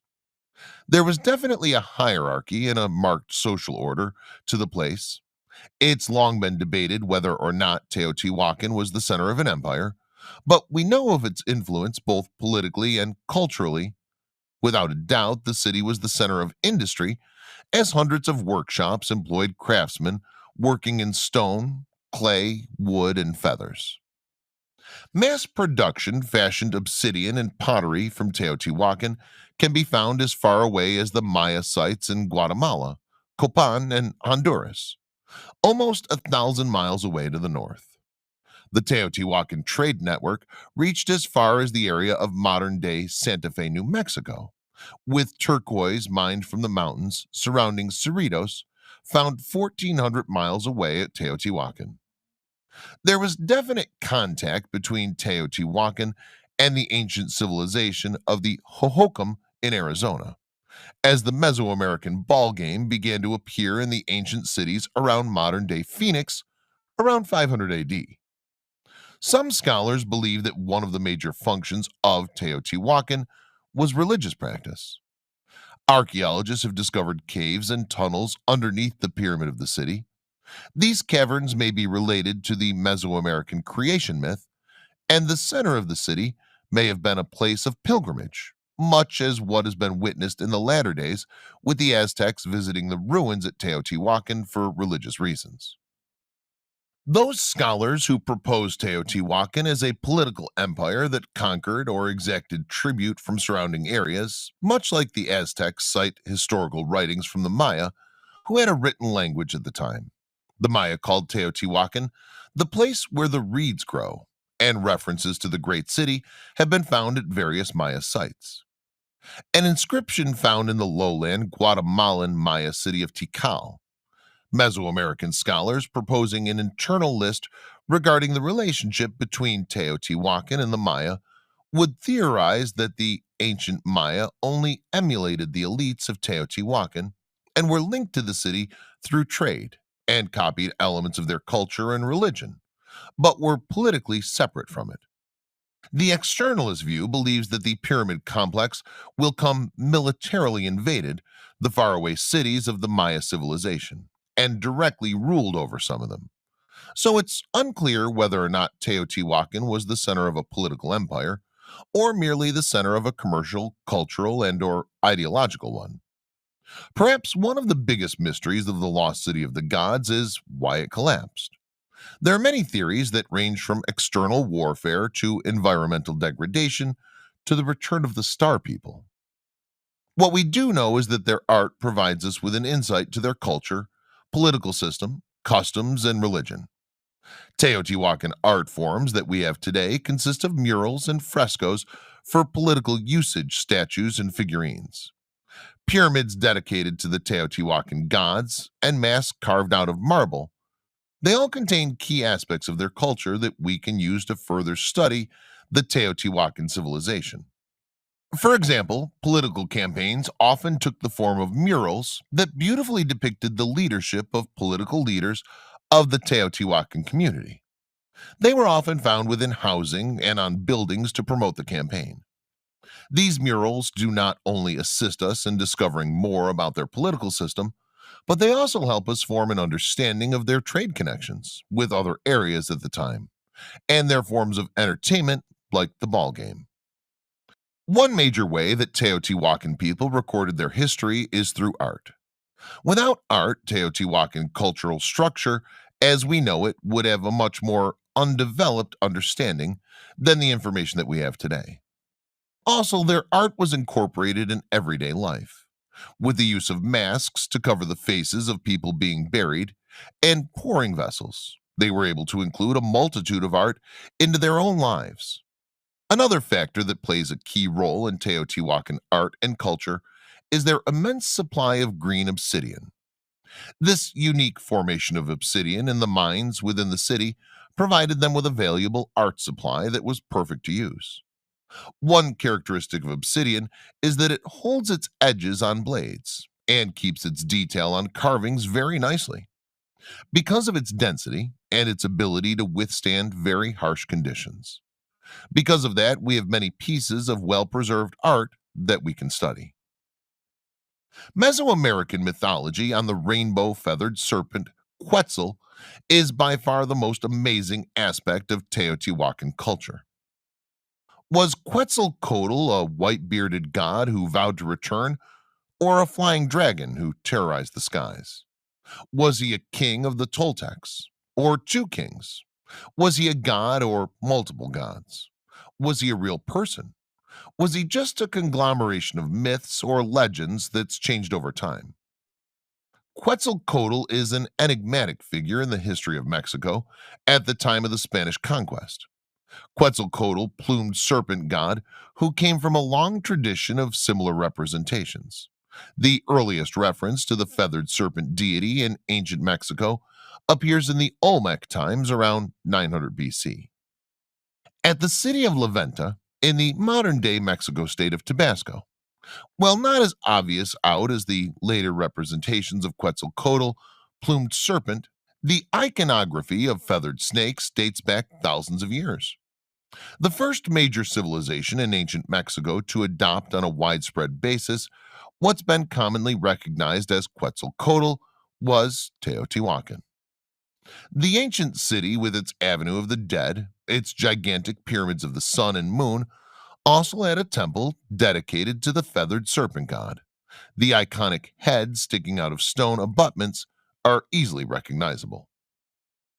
As the city state had no writing system, and Teotihuacan collapsed about 1,000 years before the arrival of the Spanish archaeologists, and ethnic historians know very little about the feathered serpent god and how it fit into this civilization.